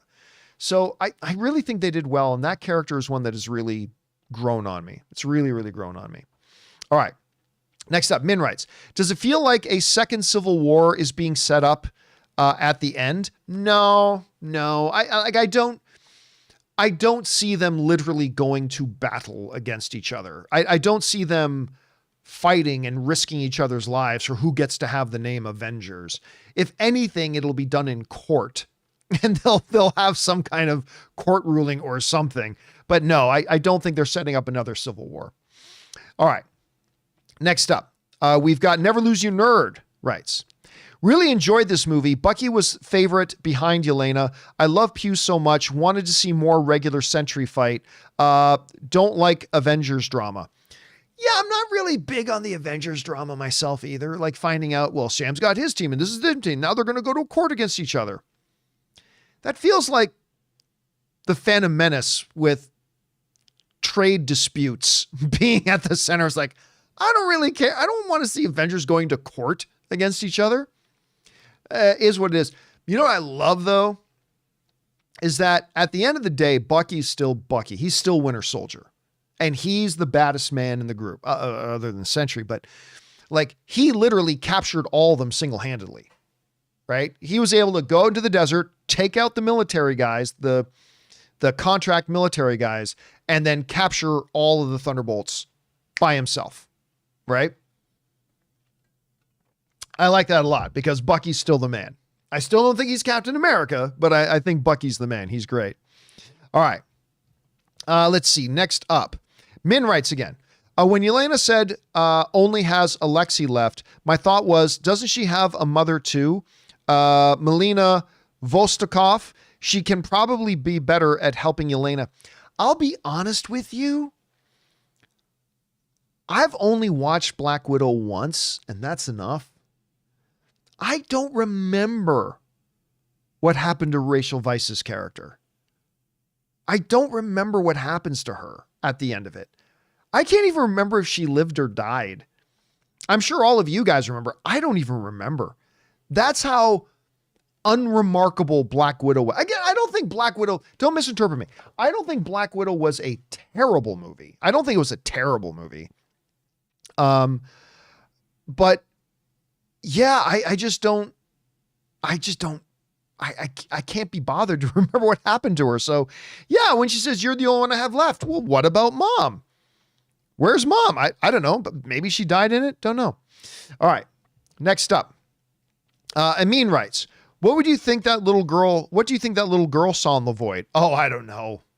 Stealing a cookie from her brother. I mean, how bad, how shameful can a girl that age feel? I'm not really sure. All right. Johnny Weiner writes, the only gripe I had was Taskmaster. We knew she was getting killed off, but I expected more a headshot, only less a few minutes, and pickpocket her dead corpse. But why? What more was needed? Like, that would be my question, is what more was needed? Remember, the movie is not here to serve Taskmaster, right? The point of the movie is not to highlight Taskmaster. Taskmaster as a character is here to fulfill a function of the story. And she did it. So the story doesn't need her sticking around longer or to do more with her. So do you just do it for the sake of doing it? So yeah, I have no problem with how fast Taskmaster went out. If keeping her around longer would have served the story better, yeah, do it. But if she's fulfilled her role in the story, which is to have a bunch of killers go into that room and there are consequences, one of them actually dies, and they decided to use Taskmaster to be that person, great, then she served her narrative function, and now you move on. I don't agree with what a lot of my fellow film fans like yourself feel, that like somehow you got to give all these characters more stuff. It's like, okay, but if you can give me a reason how that serves the story better, I'm all ears. But I don't think there's any way to justify, well, you needed to keep Taskmaster around longer. How does that help the story? Well, it doesn't. Taskmaster deserves to be around longer. No character deserves anything. The story is primacy. And if you can explain to me how, and maybe there is a way, I'm not saying there's not, it's not a rhetorical question. If you can explain how knowing what the story of the movie is, keeping Taskmaster around longer serves the story better, I'm all ears. But I honestly can't think of any way that keeping her around longer furthers the story. But anyway, that was just me. I think her dying was a great thing for the film. I think, again, it sets it up that if you send all those trained killers in a room, they're not all coming out unscathed. Somebody's going to get offed. And they used her to be the one to do it. Anyway, that's just my look at it, Johnny. So again, I know you're not alone. You are absolutely not alone in feeling that way. I know others feel that way too. All right. Let's see. Mary Beth writes, the ending was so different from other MCU movies. Yelena leaning into Val and saying, "We own you now," left a dark tone. It did, and it was also morally questionable, which these are somewhat morally questionable characters. Because her walking in, because justice says Yelena or Valentina should be going to jail. Valentina, through her own ambition for power, committed experiments that had many people killed, ordered their deaths, and was trying to create what created this being that nearly ended the world. Valentina should be going to jail. But John Walker wants to be a hero again. Yelena wants to be front-facing and to take her dad's advice and be a hero. Red Guardian wants the glory. I mean, he wants to save people and save civilians. There's no higher calling, but he also wants the glory, right?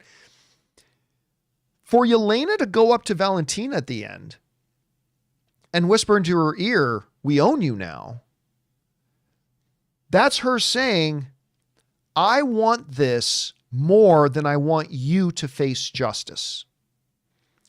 That is not something Steve Rogers would have ever allowed. Steve Rogers would never have allowed that. But it was a morally questionable decision because in that moment, the Thunderbolts, now the new Avengers, put what they wanted personally ahead of justice being delivered onto Valentina.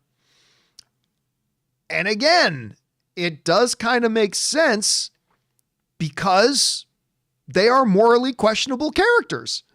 I mean, hell, this movie starts off with Yelena killing a lot of guys. Like, she kills a lot of people. Doesn't feel all that particularly bad about it either, right? So these are morally questionable characters making some morally questionable decisions. Anyway, Mary Beth also writes, Lewis Pullman was such a star. He really was. Subtle facial cues and the line delivery stood out to me. When he told Timu Captain America, you can call me Sentry, with venom in his voice, it chilled me. Listen, he was great. And listen, lest we forget, he wasn't even originally supposed to play Sentry.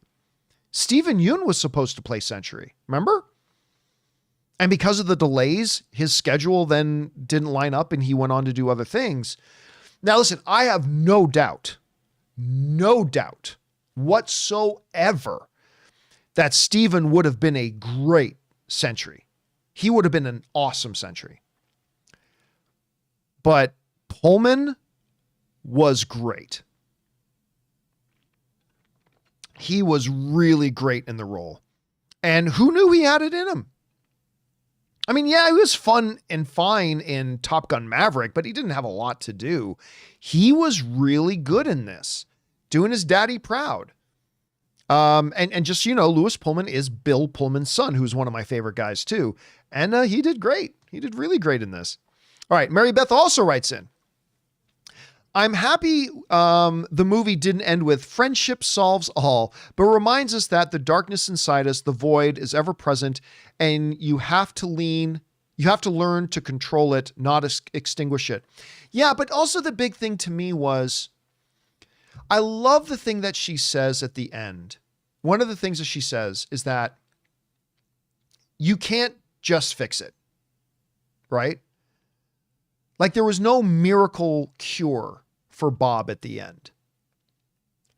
And I'm paraphrasing here because I can't remember the exact wording, but she says something along the lines of, you can't get rid of it, but you can manage it better. Like, I can't remember her exact wording. You can deal with it a little better. And that whole thing when she starts talking about, we have to spend time together. And then at the end, it was about all of the Thunderbolts not punching out Void or whatever. It was all them just coming around him and just holding him and letting him know you're not alone. Letting him know he wasn't alone didn't make the Void go away, but it allowed him to maybe manage it better. And that's what Yelena says at the end. Like, it doesn't fix everything, but it makes it easier. It makes it lighter. And I really loved that. That spoke to me, and I thought that was really well written, well carried out. I thought that was great, Mary Beth. I really did. Thanks for sharing that. All right. Next up, we got Jedediah Elias writes, righteousness without power is just an opinion. I loved that line. Is one of the lines I didn't expect to hear in the MCU, but here we are. Also, that group hug scene broke me, and the visuals, huge turnaround from Ant-Man 3. I mean, listen, the quality of this movie is so night and day compared to Ant-Man and the Wasp: Quantumania. I don't even like thinking about that movie. But yes, the visuals were great. Yeah, I'll say this. It didn't hurt the scene for me. I still thought the scene was great. But the one time in the movie for me that the visuals were a little shaky with the CGI and visual effects was in the Sentry versus the Thunderbolts fight in the Avengers building. That could have been the visual effects, the CGI could have been a little better in that. There were a couple of moments that it looked a little animated to me. Again, it didn't take away from the overall impact of the scene for me. I still thought it was great, but that was the one time in the movie for me that the visual effects were a little bit shaky. Other than that, I agree. I do think the visuals in the rest of the movie were all great. Oh, seamless, actually, even completely seamless. Anyway, thanks a lot for that, Jedediah, I mean. All right, next up, C Light writes, love this movie. I wish they could have explored Ghost's motivation post Ant-Man 2 and Bucky's political side. SN, I don't know what SN means. Who are the real Avengers now? Don't know. But again, what would have been the purpose in any of that? Right? Other than just adding more runtime to the movie that wasn't really serving the function. Again, if they put out a YouTube video of a deleted scene showing Bucky in the political life a little bit more, sure, I'd be interested in seeing that. And the stuff with Ghost, sure, I'd be interested in seeing that. But did the story need that? It didn't. And so instead of just unnecessarily lengthening the film, you take it out. I feel like the movie showed us everything we needed to know about Bucky's political life. Everything that we needed to know for the sake of the story. I think we knew everything we needed to know about Ava for the sake of the story. So would it have been okay if it was in there? Sure. But I kind of like that it wasn't. Too many movies today literally just put too much stuff. Too many movies put too much unnecessary stuff in their movie. And I thought this one was a pretty tight, pretty lean film that moved really well. Like, one of the great things about this movie, I think, is the pace. I think the movie had great pace, and I think the decision not to have unnecessary stuff in there is one of the reasons why it felt so good. But that's just, again, my opinion on that. C Light. All right. Next up, Fangblaze writes, the action in this movie was really good too, much better than Daredevil and recent MCU movies. Sentry versus the Thunderbolts was insanely cool. I agree. Other than the fact that the CGI got a little bit wonky in there, I thought it was extremely cool. But man, I don't know. I mean, the action in Daredevil was pretty damn good, man. I thought the action in Daredevil was pretty damn good. It was a different kind of action. But I for one, Fangblaze, I really like the action in Daredevil, but that's just me. All right. Sam Fisher writes, I really enjoyed this movie. Question, is it called Thunderbolts *, The New Avengers, or Thunderbolts, The New Avengers? I think it's just called Thunderbolts.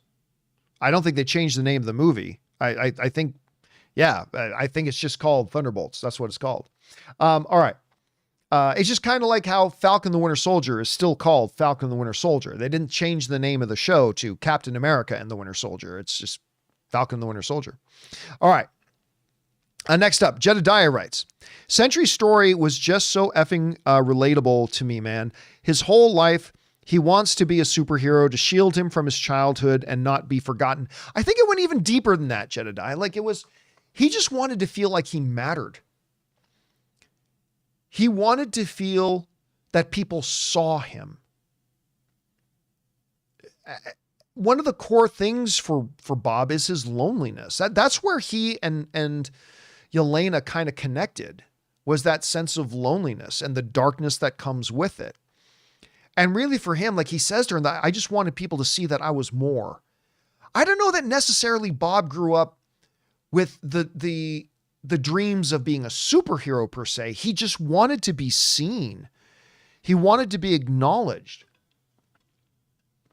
He wanted people to see him as more than just this druggy and damaged person. He just wanted to matter. And I think that is what makes him so relatable, like you were saying. Like, I think that's what just makes him so utterly relatable. I loved it. All right.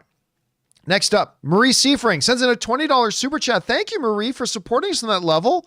And Marie writes, with Robert Downey Jr. taking over the role of Dr. Doom, it seems like the end credit scene puts Reed Richards as the brilliant scientist to join Shuri, Hulk, and Hank Pym to figure out the multiverse rules. Maybe Riri Williams too. Maybe. I mean, look, I think they set it up that, like Kevin Feige said, the smartest person in the MCU is Shuri. Don't get mad at me. That's what Kevin Feige said.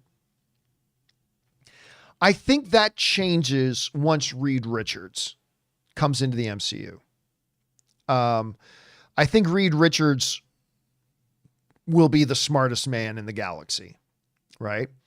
So now I'm sure he teams up and they figure something out. Yeah, all that kind of stuff. But, or it's just going to happen and they're just going to have to learn it as they go.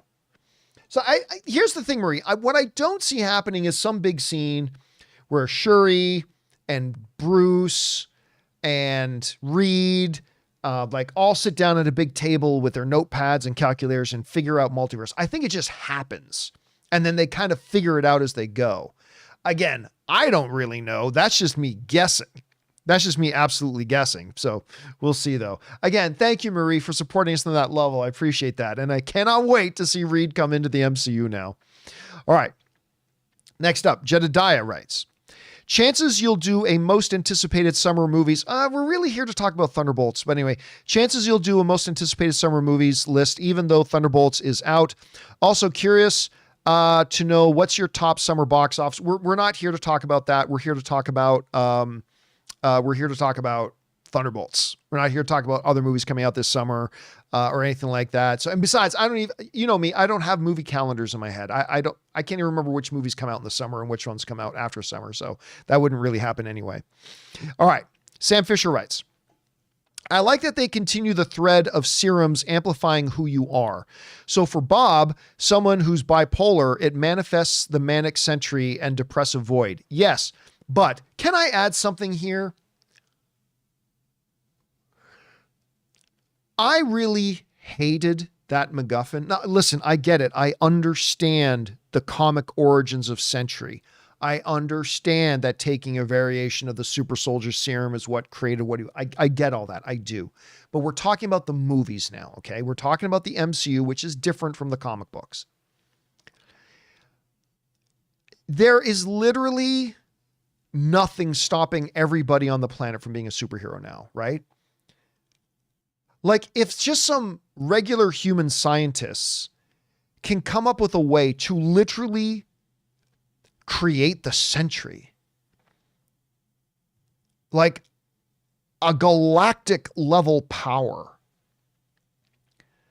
through some chemicals and formulas that they put, like it's one thing in comic book movies say, hey, we created this super soldier serum that's going to make them a little bit stronger, a little bit faster, more durable. Okay, whatever.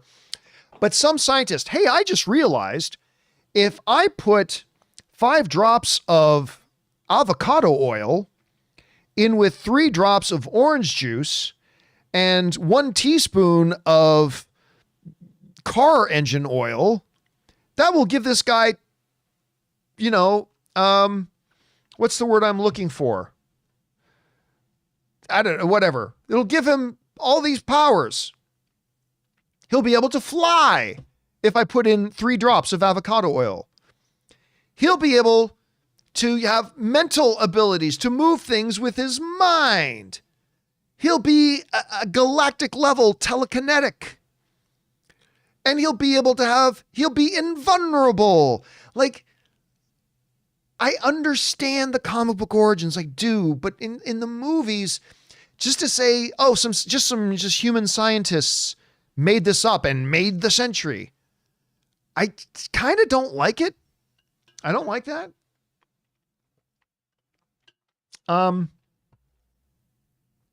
Yeah. See, Diamond is saying something that I think shows you're missing the point, Diamond. Stronger serum than an Infinity Stone changing Wanda and Captain Marvel. No, sorry. You do clearly get. That's my point, right? Like, at least with Wanda, we're literally talking about an Infinity Stone that was around, this mystical thing that's been around since the creation of the universe. And it can do that. Captain Marvel, same thing, getting their powers from literally this, as old as the universe itself, this mystical Infinity Stone, transmuting its power into something and giving them. But to explain something, no, just some scientists. Yeah, we took a little oregano, took a little 3-day-old coffee, added some potassium, and we got to put in the electrolytes, and boom, we've created a god. It's. I wish they had come up with something different in the movie for that. Like, even in a comic book movie, I wish they came up with more of a comic book thing.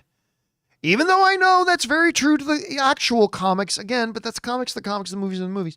Because really, it's not stopping anybody. That's just saying anybody can now just make a mega being, right? And I do wish, again, I just wish they had, I wish they had come up with something different. That's all. Because what's from stopping anybody else? Oh, let's just get together a team of scientists and make somebody who can create black holes. Yeah, I wish they'd come up with something different. But again, it doesn't take away from the greatness of the movie for me, but I wish they did something different.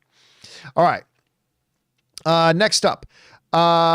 Steven Gonzalez writes, seeing John Walker as a reluctant father was unexpected, but it makes sense as to why he is what Bob describes him as an asshole. He's nothing like Steve Rogers, but personally, I think he's interesting. Here's the thing.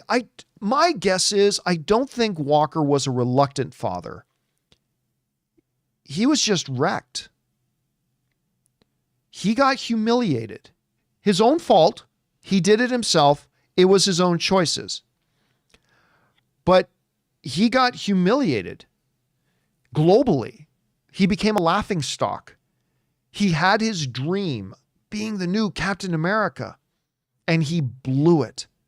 And he blew it in front of the whole world. And now he was a disgrace. He was shamed. He was all that kind of stuff. And so I don't think it was that he was a reluctant father. I think he probably loved the idea of being a dad. This is just me guessing now. But he just got completely depressed. He was a damaged guy now. He was wrecked. And when you're wrecked, it's hard to take care of anybody else when you can't even take care of yourself. Again, that's not making an excuse for John Walker. I'm just saying, I don't think he was a reluctant father. I just think he was so emotionally damaged from everything that he had done to himself. That's a lot for him, for anybody to deal with. All right. Next up. Christopher Benson sends in a $20 super chat. Thank you, Christopher. Christopher writes, a funny part of the film is when it's fast forwarded 14 months during the post-credit scene and Walker's shield is still bent like a taco. Like, damn, Bob, you couldn't turn into Sentry for like 30 seconds to bend it back. And correct me if I'm wrong, but I don't think Walker's shield is made out of vibranium. Right? Like, am I wrong about that? I remember him getting his new shield, but I don't think his new shield is actually made out of vibranium. Correct me if I'm wrong. I might be wrong about that. So, like, couldn't something have straightened it out? Like, couldn't they have gotten something other than even Sentry to straighten it out? Like, Bucky's arm is vibranium, yes. But since Walker's shield isn't vibranium, couldn't they have just gone to a metal shop and had somebody straighten it out? I mean, I don't know. Who knows? All right. But it's a good point, Christopher. It's a good point. All right. Future Millionaire writes, in my opinion, one of the best post-credit scenes in a long time. I completely agree with you. So are the rumors true? Fantastic Four lose to Galactus and come to our universe. Oh, listen, I don't know that it's they lose to Galactus. I don't think they're going to lose to Galactus. I think it's going to be incursions. Now, again, this is just me guessing, just speculating. But my guess is that they deal with Galactus somehow, some way. And then an incursion happens. And their world is about to be destroyed. And they are able to escape through trans-dimensional whatever. And they come into our universe. Again, that's just my guess. It could totally be, but I don't think it ends with them losing to Galactus, because Galactus isn't the threat. It's incursions. The whole multiversal threat isn't Galactus. It's incursions. And so I think ultimately it's going to be incursions that do that. I could be wrong, totally could be wrong, but that's just kind of my guess right now. All right. Next up, Joshua Cohen writes, I saw this joke online. Taskmaster is known for copying other people. In the Thunderbolts, she is shown using this ability to copy Foggy Nelson. Boom. Yeah, I kind of like that. I think that's funny. All right, guys, listen. We've been going for almost 2 hours now, close to 2 hours. So we're going to take a little bit of a quick break. We still have a bunch of other questions to get to, but we're going to take a quick break, maybe like less than 5 minutes, like maybe 3 or 4 minutes. I'm going to go refill my drink. I'm going to use the bathroom quick, give you guys a chance to use the bathroom, talk amongst yourselves, grab something to eat, but don't go anywhere, guys. We'll be right back and continue on with the rest of our Thunderbolts open spoiler discussion. We'll be back in just a few.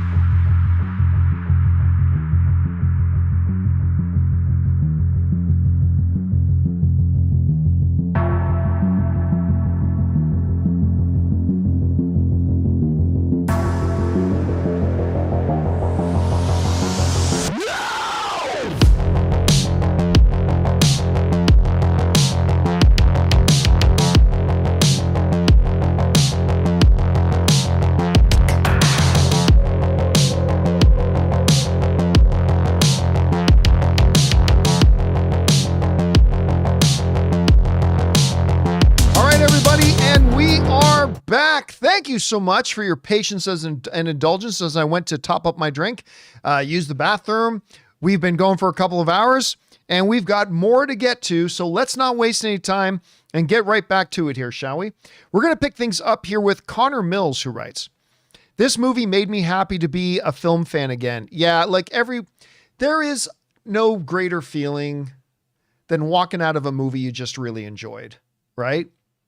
That feeling I got walking out of Deadpool and Wolverine, the feeling I got walking out of this. I mean, I love that feeling, and it's always good when you get to walk out with that, Connor. All right. Next up, Mary Beth writes, Lena's burn to Temu Captain America. "We all know you're trash, and so does your family." A collective groan could be heard in my theater. Yeah, that was nasty. Especially once she knew that his family had left him. Even Walker, geez, that was, you know what? I'll go one step further. That was cruel. That was cruel. I mean, maybe he had it coming, but still, that was so harsh. It was straight up cruelty, really mean. So anyway, but yeah, my theater that I was in, you could hear ooh, when she said that. Yeah, it was harsh, man. All right.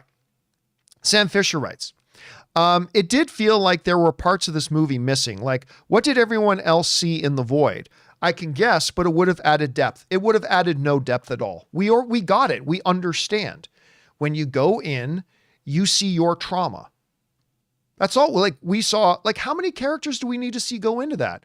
We saw Yelena go into it a couple of times. We saw John Walker go into it. We saw Valentina go into it. It would have just been redundant.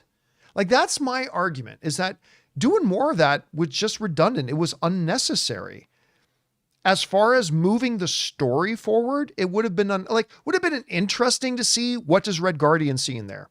Sure, that would have been interesting, but would it have furthered the story? No. Would it have been interesting to see what Ava saw in there? Sure, it would have been interesting. But was it needed? Would that have moved the story forward? No.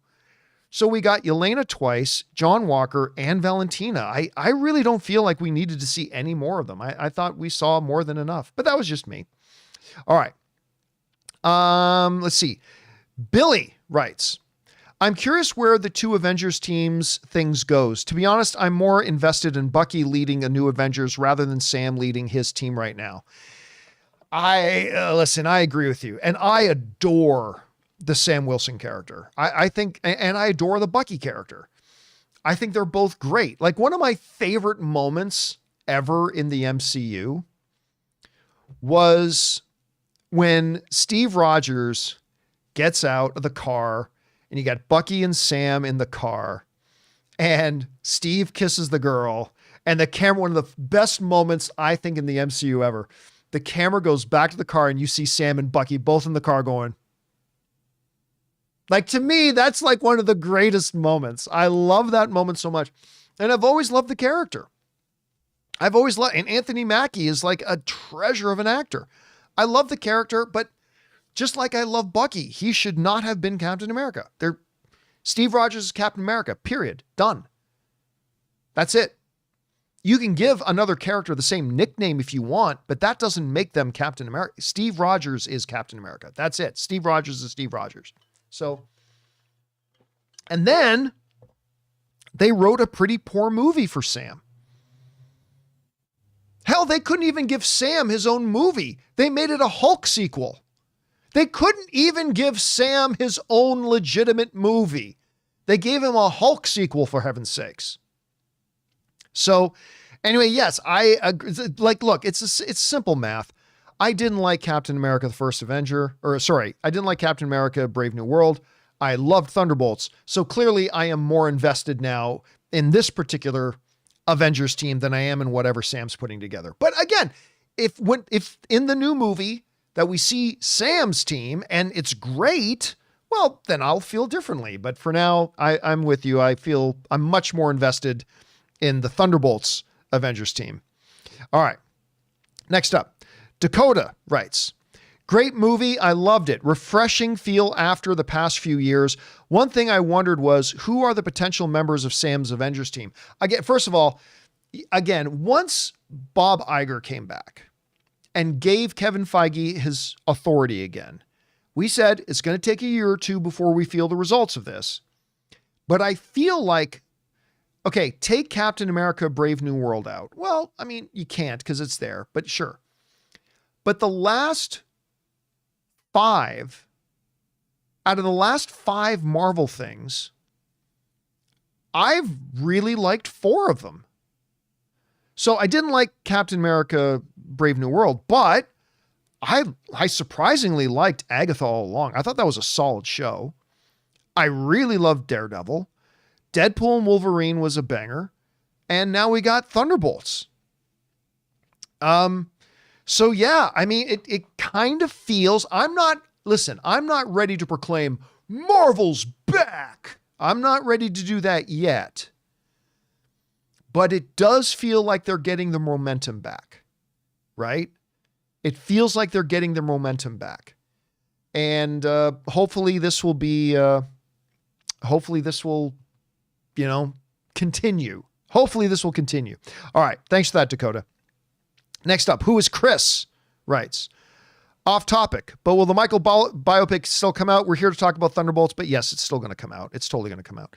Mike Vetter writes, while watching the credits roll, I saw the Fantastic Four theme in the list of songs. In my head, I was trying to think of where it was in the movie. Then it dawned on me it was about to happen. Yeah. And by the way, if they did something pretty cool, if you saw it in IMAX, you know, when you go to an IMAX movie, right before the movie starts, they do that movie countdown, 10, 9, 8, like to give you that sense of the scope of the IMAX screen. Well, I saw it twice, both in IMAX screens, in 2 different IMAX screens, one in Las Vegas, one here in Riverside. And they replaced the traditional IMAX countdown with it being done to the music of Fantastic Four and then using like Fantastic Four numbers. And then it ends with Fantastic Four. Like they are really promoting the hell out of this movie. Marvel clearly really believes in this film. Whether they're right to believe in it or not, we'll find out, but they clearly believe in it. All right. Thanks for that, Mike. Next up, ARP just sends in a super chat badge to be supportive. Thank you, ARP. Julius Y writes, random question. You still friends with Christian Harloff? Guys, we are here to talk about Thunderbolts. But yes, Christian and I are still friends. We were actually just texting the other day. All right. Jaspreet writes, I went to the movie thinking that they were going to do the generic talk, you are stronger than you think trope at the end, which they basically did, but the way they did it left my jaw on the floor. But they really didn't. Because that traditional, you're stronger than you think talk is like, you can do it. But the whole point at the end was, we can't do it alone. We can't. Trying to just stuff it down, trying to shove it down or to ignore it or something like that, that doesn't work. And the point was that, because in a traditional kind of storytelling, you say, you're stronger than you think, then what they would have done is that Bob goes and beats the crap out of the Void and vanquishes the Void all on his own. But the whole point was that he can't. That we need each other. You need to know you're not alone. And I thought that was really cool. Because that's not what the traditional, even some of the great comic book movies, that's just not what they do, right? And I loved that they did this. I really did. I love the way they managed that, Jaspreet. I thought that was great the way they did it. All right. ARP writes in, who's bankrolling the new Avengers, the U.S. or Valentina? Well, Valentina is the U.S., right? She's the director of the CIA. So the answer to that question is yes. The U.S. and Valentina, who is just representing the U.S. government, are.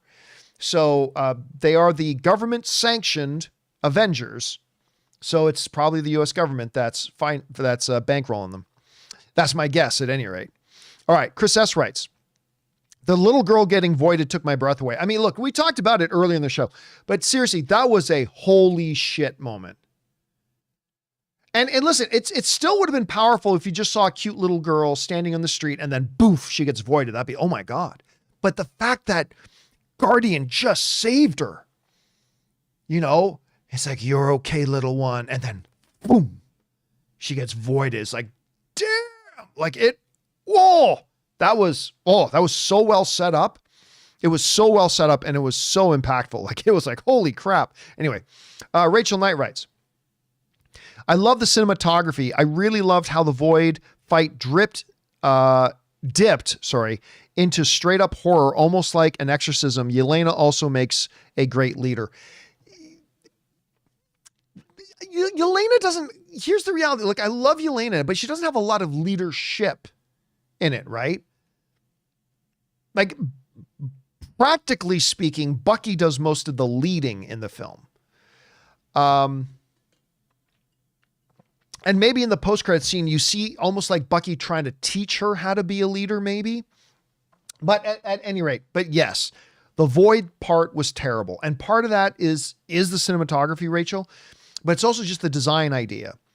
Again, they have illustrated and manifested the Void in the comics in many different ways, like often nightmarish, giant, monstrous sort of things. The whole idea of just making him basically a blacked out silhouette of Bob, a Void, really, with just the two little pinprick lights for eyes. Ooh, that was creepy. That was creepy. I thought that was really well done. All right. Thanks for that, Rachel. Next up, Jared writes, longtime viewer since the Man of Steel review. Thank you, man. First time writing in. Oh, thank you so much. Thanks for writing in. What did you prefer, Thunderbolts or Daredevil Born Again? You know, I really liked Daredevil Born Again. I liked it a lot. I think I preferred Thunderbolts. I think Thunderbolts overall was the stronger story, bigger scale, that sort of thing. So listen, and don't misinterpret me. I quite enjoyed Daredevil Born Again, and I look forward to seeing the next season of it. But if I had to choose to do a rewatch of Daredevil or Thunderbolts, like notwithstanding the time difference, but I think I preferred Thunderbolts a little bit more. I like Thunderbolts even more. And I like Daredevil Born Again. Anyway, thanks for that, man. And thanks for writing in, Jared. Appreciate that, dude. All right. Boston writes in. Fun movie. I know it's good when my parents enjoyed and understood it. That's because they made the characters relatable and grounded in its realism. I want to see more Andor-like Marvel movies. You know, see, that's the thing. Marvel doesn't have to be one or the other. I like it when they mix it up. Yeah, take us to Asgard. Take us to nowhere. In the middle of the galaxy. Make movies about all that kind of stuff. Absolutely. They're fun. They're fantastic. But mix it up. Change gears. Give us movies that has Doctor Strange trippyism on acid, but then give us something like this. And it's not an either or proposition. Marvel needs to continue to change it up and to give us different types of movies that deliver different types of experiences. And so I don't need it all to be like this, but yeah, throw these in there once in a while because the results can be great. All right. Let's see. Next up. Thanks for writing in, Boston. Tristan writes, thoughts on Marvel beginning to rebrand the marketing to New Avengers? I haven't really seen it myself, to be honest. I haven't seen any of the new marketing. Now, again, I did an open mic last night and I literally got off the road getting back from Las Vegas 1 hour before I did the show. And then I did the show for a couple of hours and then I unpacked and went to bed. So I haven't really, and then today, just a lot of work, but I haven't had a chance to see any of the new marketing yet. So I don't know. Unfortunately, I don't have any input on that because I haven't seen anything of it yet. All right. Good question though, Tristan. All right. McDavid Deserves Better writes, it was nostalgic to see an MCU film both succeed as an individual entry while also driving the overall arcing story forward. It's a top 15 MCU film. I agree with that. Yeah, it was great. Listen, I know people who not haven't seen any Marvel films, but I know a couple people who don't watch a lot of the Marvel stuff, never have. They've seen a couple of things. So basically, they walked into Thunderbolts completely cold. Like, they never saw Black Widow, and they never saw Ant-Man 2. And I don't think they watched Falcon and the Winter Soldier. So they pretty much went in cold. And you know what? They didn't feel lost at all. Did they understand all the nuance? Probably not, because they didn't see the other stuff.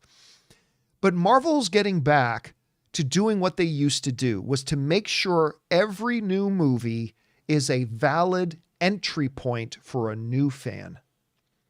They got away from that for a little while, where it's like, hey, to enjoy this new movie, you already have to be a fan. If you're not already a fan, this movie's not for you. Right? When in the first 3 phases of the Marvel Cinematic Universe, it was like, yes, they were all building the overall story, but every single movie felt like a valid boarding port for a brand new fan. You're a brand new fan, this movie can be for you. And I really did like the fact that Thunderbolts never, at least the people I know, didn't make them feel lost. It was a valid entry point for them, but at the same time, it pushed an overall story at the same time. All right. Good observation, man. All right. Next up, we've got Dwayne writes, where would this rank for you in compared to Guardians 3, No Way Home, Shang-Chi, Multiverse of Madness, and Deadpool and Wolverine?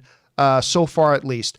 I was talking about this yesterday on open mic. And again, I don't think this is the top tier of Marvel Cinematic Universe movies. I don't think any of the ones that you listed are. But I would put it on par with Guardians 3. I think it was better than Multiverse of Madness. I'll put it right about on par with No Way Home as well. Yeah. So I'll put it on. I'd say this is right on par because I love No Way Home. I love Guardians 3. I'll put Thunderbolts on that level. Again, it's not in the elite level of the MCU films, but it's just a really great solid entry. So that's how I look at it personally, at any rate. All right. Next up, we got Sam Fisher writes, there were gasps when RG Red Guardian saved the little girl, then Void. I think that was one of the most perfectly directed, perfectly set up moments when that happens. I'm like, damn. Anyway, Chris S writes, John Walker's redemption is becoming a wonderful arc. It really is. Like, you know what one of the nicest moments of the movie is? After they get out of the void and the city returns back to normal, and Walker just says, you were really great in there, Bob. You were really great in there. I actually just got kind of goosebumps, chills thinking about it. That was, when you understand John Walker and you understand that he's been a dick to Bob that whole time, that one little line, you were great in there, Bob. You were great in there, Bobby. That was a really nice moment, right? That was a really nice moment. And I think that says a lot about his character and about what he really wants to be and all that kind of stuff. Anyway, next up, we've got Alex Von Gollum writes, the second post-credit scene with a Fantastic Four ship convinced me we will see Doctor Doom in a Fantastic Four post-credit scene to connect it with Doomsday as in Thor Ragnarok. I disagree. And you might be right. You totally could be right. But right now, I disagree. The thing I think the Fantastic Four is running from is not Doctor Doom. I don't think Doctor Doom is going to appear in the movie at all. If he does, maybe it'll be a post-credit scene at most. I don't know that for a fact. That's just me guessing. I think the thing they're running from is incursions. Remember, incursions is the big threat to the galaxy right now. As you get into Secret Wars, Doom becomes the problem. But I think the thing they're running from is not Galactus and it's not Doctor Doom. I think the thing they're running from is an incursion and escaping out of a doomed reality. Again, could be right, could be wrong, but we'll find out. All right. Next up, Eric writes, normally the love saves the day trope doesn't work, but it was earned by the story and actors' performances. I agree. And it wasn't like true love saves the day. It was being there for each other. Being there for each other. In a movie, and you're right, the whole movie sets it up and earns it so perfectly because you literally start a movie with absolute individuals. Absolute individuals who it's every person for themselves and all that kind of stuff.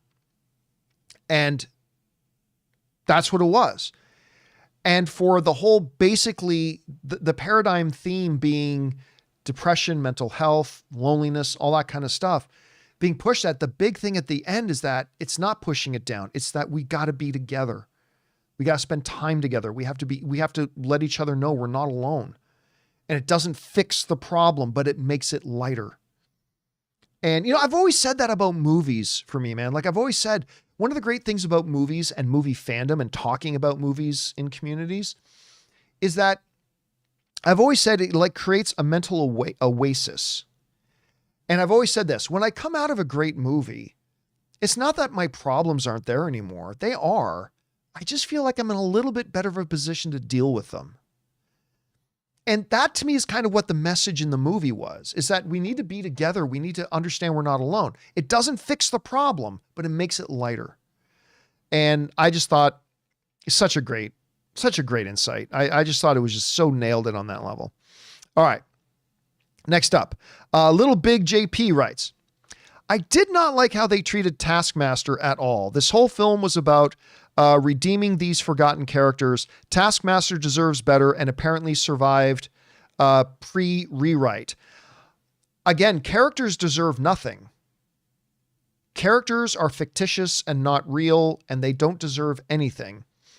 And again, to me, whenever you're going to have a character in a movie, they have to serve a function. And I think Taskmaster served a good function, which is you can't have, and I said this repeatedly throughout the show, you can't have, I don't think it's believable to have these 5 deadly lethal killers all enter a room marked on wiping each other out, or these 4 killers going into a room to wipe each other out, and expect that none of them walk out damaged, that they all come out unscathed. I think to have one of those characters actually die in that environment, to me, lends to the credibility of the scene, and it furthers the story. Having Taskmaster survive, how does that help the story? What does that do for the story? And if you start saying, well, it's not about the story, it's about serving the character, then I would say that's how you make bad movies.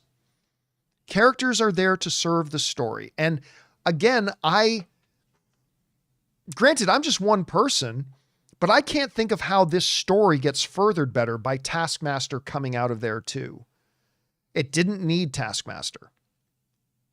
But there was a function Taskmaster could play, which is to add to that scene and then have raise the stakes of the scene by actually having one of them get killed.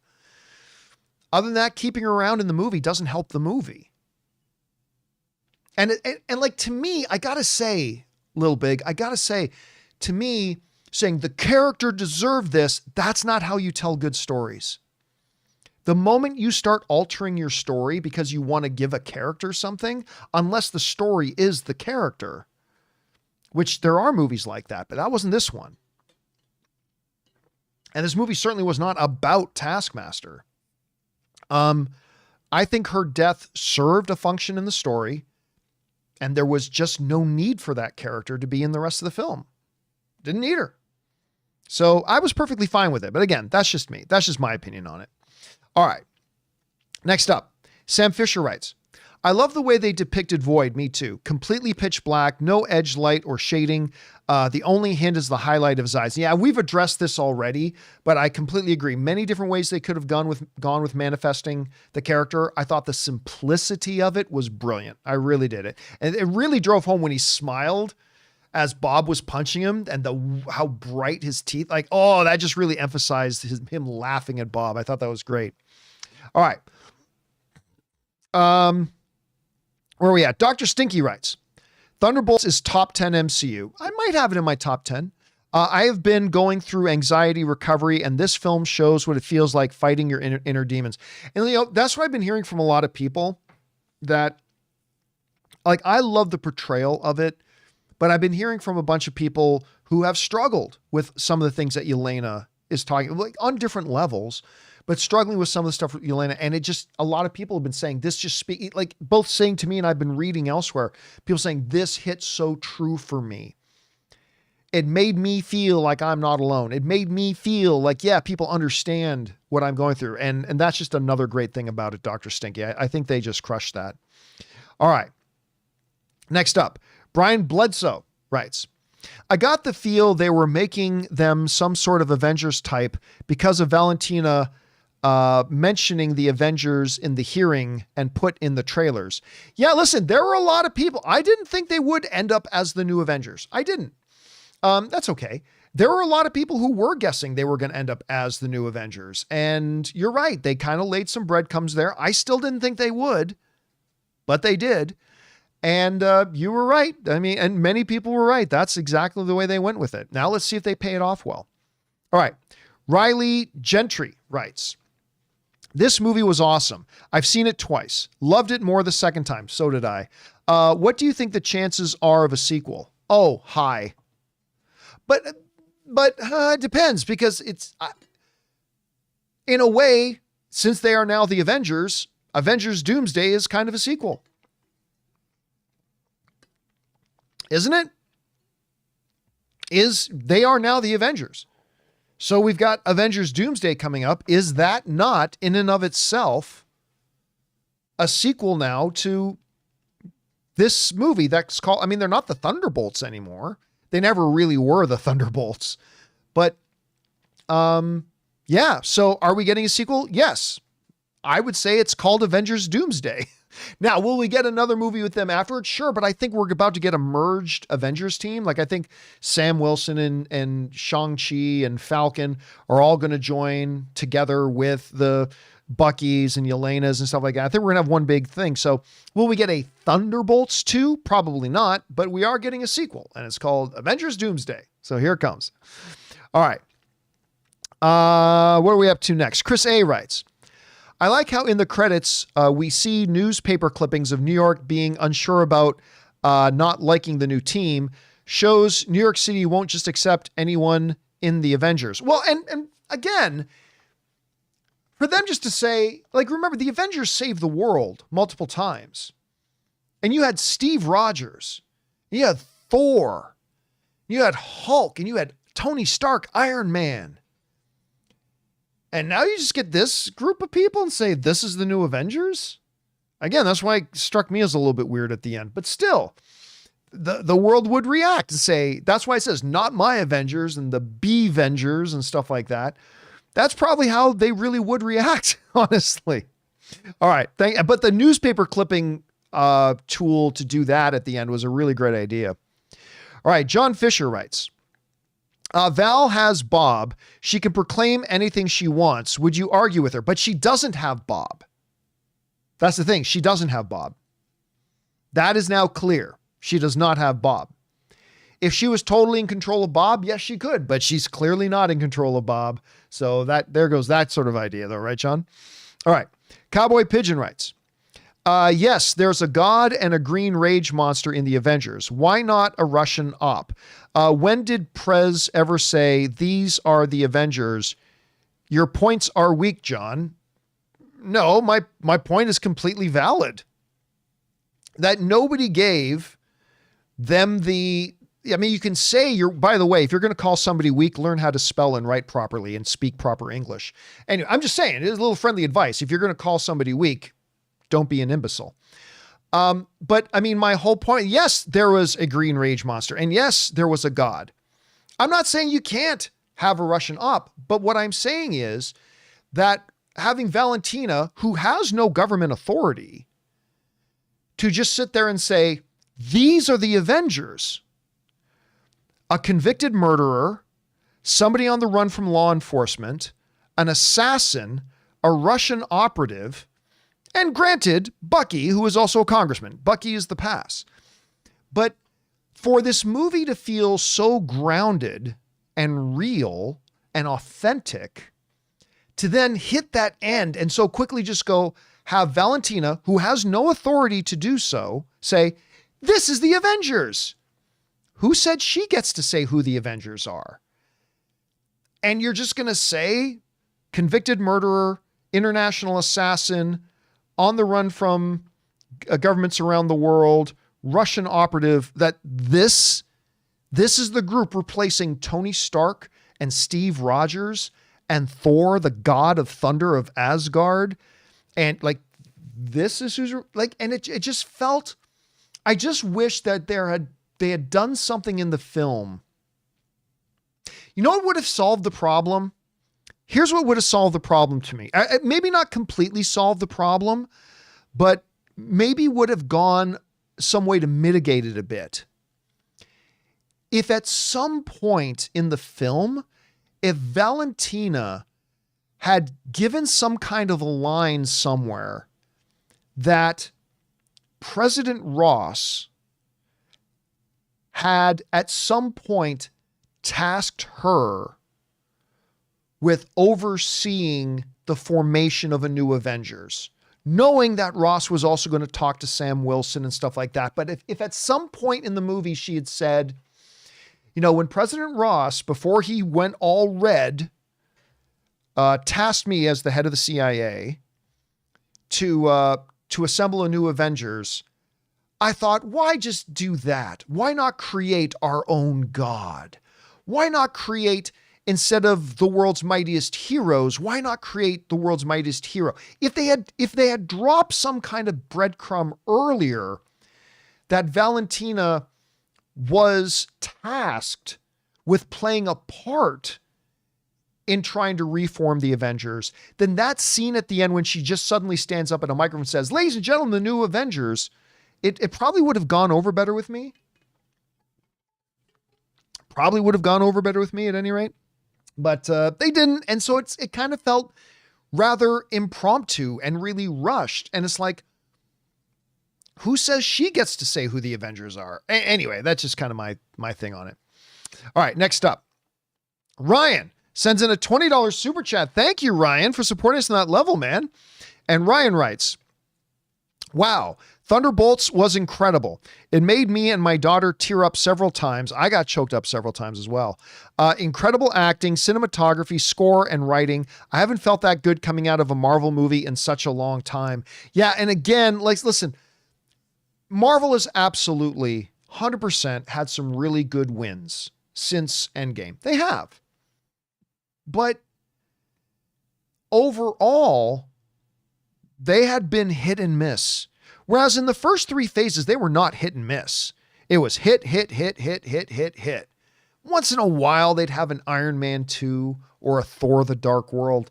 But really, for the most part, it was just bang, bang, bang, bang, bang, bang, bang, bang. And they've had some big wins since Endgame. They have, but it's been very much hit and miss. And to come out of this now, that makes 4 out of the last 5 that I've really enjoyed.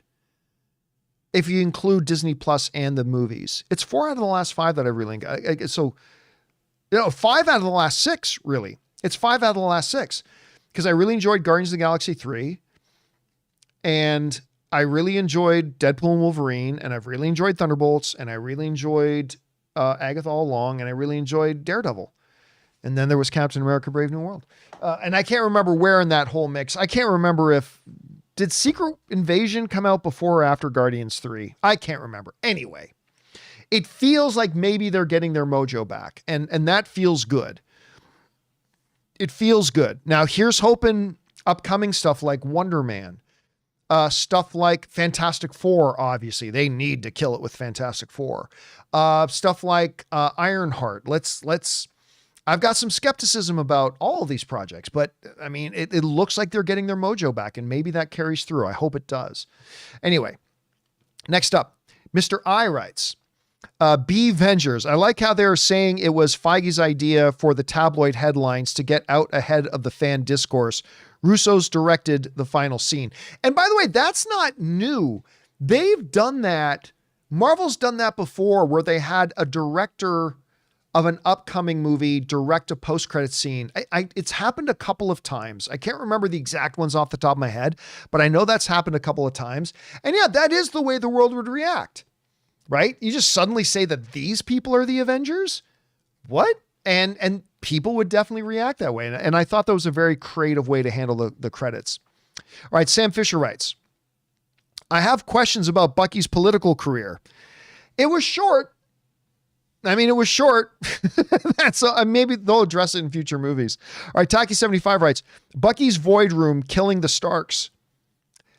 Maybe.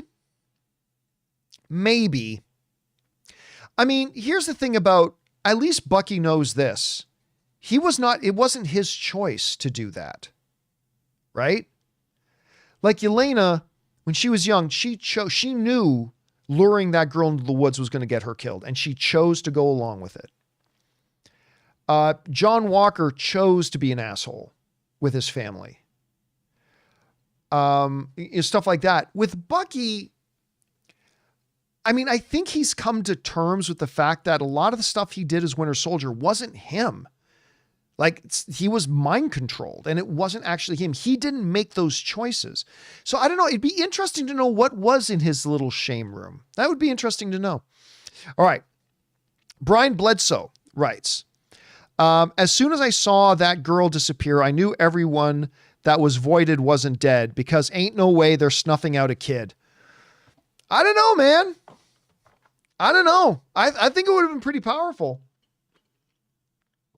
I'll be honest with you. I thought she was dead. I only knew they were all going to come back when Yelena walked in.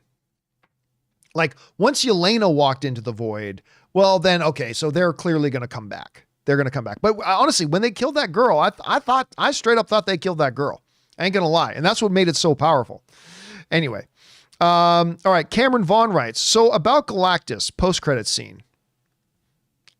Post-credit scene had nothing to do with Galactus. Anyway, Mara Pete writes, I like that Marvel got ahead of the people within this universe saying if they like this Avengers team by actually having an end credit sequence where they question this team as well. Agree. And here's the key thing. It actually sets up the post-credit scene, right?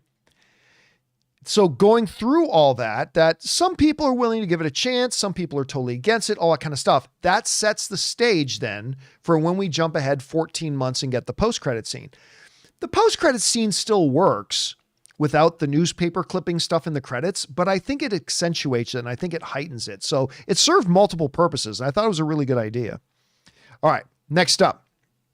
Planted Goldies writes, New Avengers? Really? That came out of absolutely nowhere. Not liking this direction. You said it yourself. These are a bunch of B-list characters. Yeah, now listen, I'm not opposed to B-list characters becoming, like, elevating and rising to the occasion and becoming the new Avengers. You can make an argument that Hawkeye was a B-list character. You can make that argument. But he's an OG Avenger. The thing to me is that it just kind of, like you said, it just kind of came out of nowhere. Now, again, I'm nitpicking on literally something that happens in 1 minute at the very end of the film, right? I loved this movie. Don't get me wrong. I'm just saying that, again, even if a little bit earlier in the film, they had planted some sort of throwaway line of Valentina even mentioning that she was going to be part of President Ross's task force to get an Avengers team reassembled. And Ross made the first step by approaching Sam, but it was part of her responsibility to do that, but she decided to put that all away and just focus on Project Sentry. Then at the end, her proclaiming a new Avengers team, that would then feel a little bit more logical, I guess. But they did it the way they did it, so we'll see how it goes. All right. Next up, Chris A. The best joke was the Bob meth chicken moment. I was on meth. That, again, I missed that line, Chris. The first time I saw the movie, I totally missed it because I was just laughing at the chicken. But then when I saw it the second time and I caught the line, I was like, okay, that's pretty damn funny. All right. Next up, Shabran writes, I love the Inception-like dream sequence when we find out that he doesn't like being called Bobby by Bargain Bucket Captain. Second week will be strong. Listen, the movie already overperformed what I thought it was going to do. Like, I thought 60 million opening weekend would be really good for it. And I thought that's where it was going to come in. Made 76. Now, I do not expect that it's going to have a Sinners second weekend. Like, Sinners only dropped 6%, which is unheard of. But I can see it taking a less than 50% drop. Word of mouth is really strong. It's got great rewatchability. So it's going to be interesting to see what kind of second weekend it has. But it's off for what it is. It's off to a pretty good start. All right. Fangblaze71 writes, do you think possible sequels will keep the same kind of style and tone and director, or go more typical MCU now that they are the new Avengers? I think when you look at the stuff we've gotten recently, when you look at Deadpool and Wolverine, which is certainly not typical MCU, a lot of F-bombs, straight up R-rated material, all that kind of stuff. When you look at Daredevil Born Again, that is definitely not typical MCU. When you look at Agatha All Along, that was definitely not typical MCU. I would argue this. I don't know that there is a typical MCU anymore. And that's a good thing. That's a good thing. I feel like every movie now has its own DNA. And if you can find a way to give a project its own DNA and its own identity, but yet it fits seamlessly into the overall thing as well, that's when you're firing on all cylinders. And again, I feel like right now, like the last 3 Marvel things I've watched, Deadpool, Wolverine, Daredevil Born Again, Thunderbolts, I don't think any of those 3 things fit into the typical Marvel. They're all in their own ways are very unique from anything we've seen in Marvel before. So hopefully they carry that on, that every movie has its own distinct personality, and yet at the same time also fits into the overall thing. If they can continue to do that, and that's not easy, they'll be onto something. All right. Kyle Miles writes, I felt like Sentry fills the atomic bomb role like Hulk did in the Avengers. Love to see more Sentry.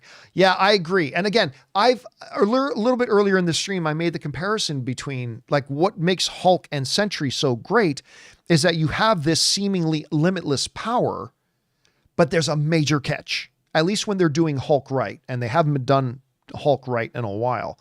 But when you're doing Hulk right, most destructive force in the world. Here's the catch though.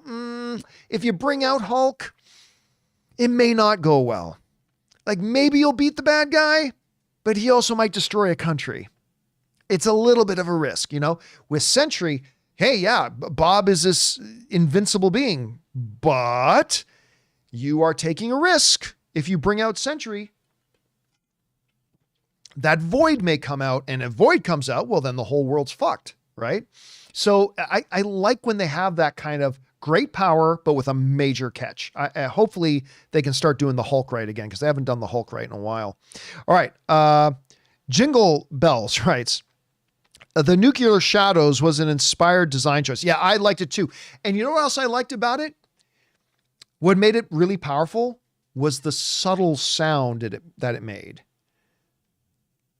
Like, I think the sound of the voiding was just as impactful as the visual of the voiding. Because if they had done that thing where he blasts them and they just become these shadows on the ground, if they could have done a wah-wah-wah-wah-voom, wah-wah-wah-wah-voom, wah-wah-wah-wah-voom, like this big grand sound effect, like when it happens, right? Like some big power pulse or something. I don't think that would have been nearly as creepy as just a boom, boom. And like a person's entire being is just gone. It also gives that sense of effortlessness. Like that's how powerful Void is. Like it's effortless, just boom and boom. Like, so I think it was a combination of both the sound effect and the visual. to me anyway. All right. Rachel Knight Online writes, in my opinion, the creepiest thing about Void is how he whispers, never roars. Monsters who scream are scary. The ones who are quiet are terrifying. I agree. And that, again, is kind of like the marriage of the audio and the visual. Just this pure blacked out silhouette of a character with just pinpoint little whites in his eyes. And then he just talks like this. And it adds to that sense again of his effortlessness. Man, Void doesn't even have to try. Void is just that scary. And I think you nailed it, Rachel. Them making the decision that he doesn't, I am the Void. I live in darkness, so I cast all of you into darkness. No, it was just, are you tired of fighting? We're all alone. It just adds to that creepiness. All right. Alex Von Gollum writes, when Val got to the podium to present the group as the new Avengers, are we, the audience, supposed to realize she isn't a villain? I think she still is. Oh, she's clearly still a villain. I mean, Yelena didn't walk up to her and say, I knew you still had good in you, Valentina. No. Yelena walks up to her and says, we own you now. We own you now. Valentina's done some horrible things, man. She's responsible for the deaths of a lot of people. And she wanted to kind of control the world. She's still a villain. We're not supposed to see her any other way. It's just that the Thunderbolts made the decision to get what they wanted at the expense of Valentina evading justice. A morally questionable character, or a morally questionable decision made by morally questionable heroes, right? They are anti-heroes. So it was kind of interesting they did that. Anyway. All right.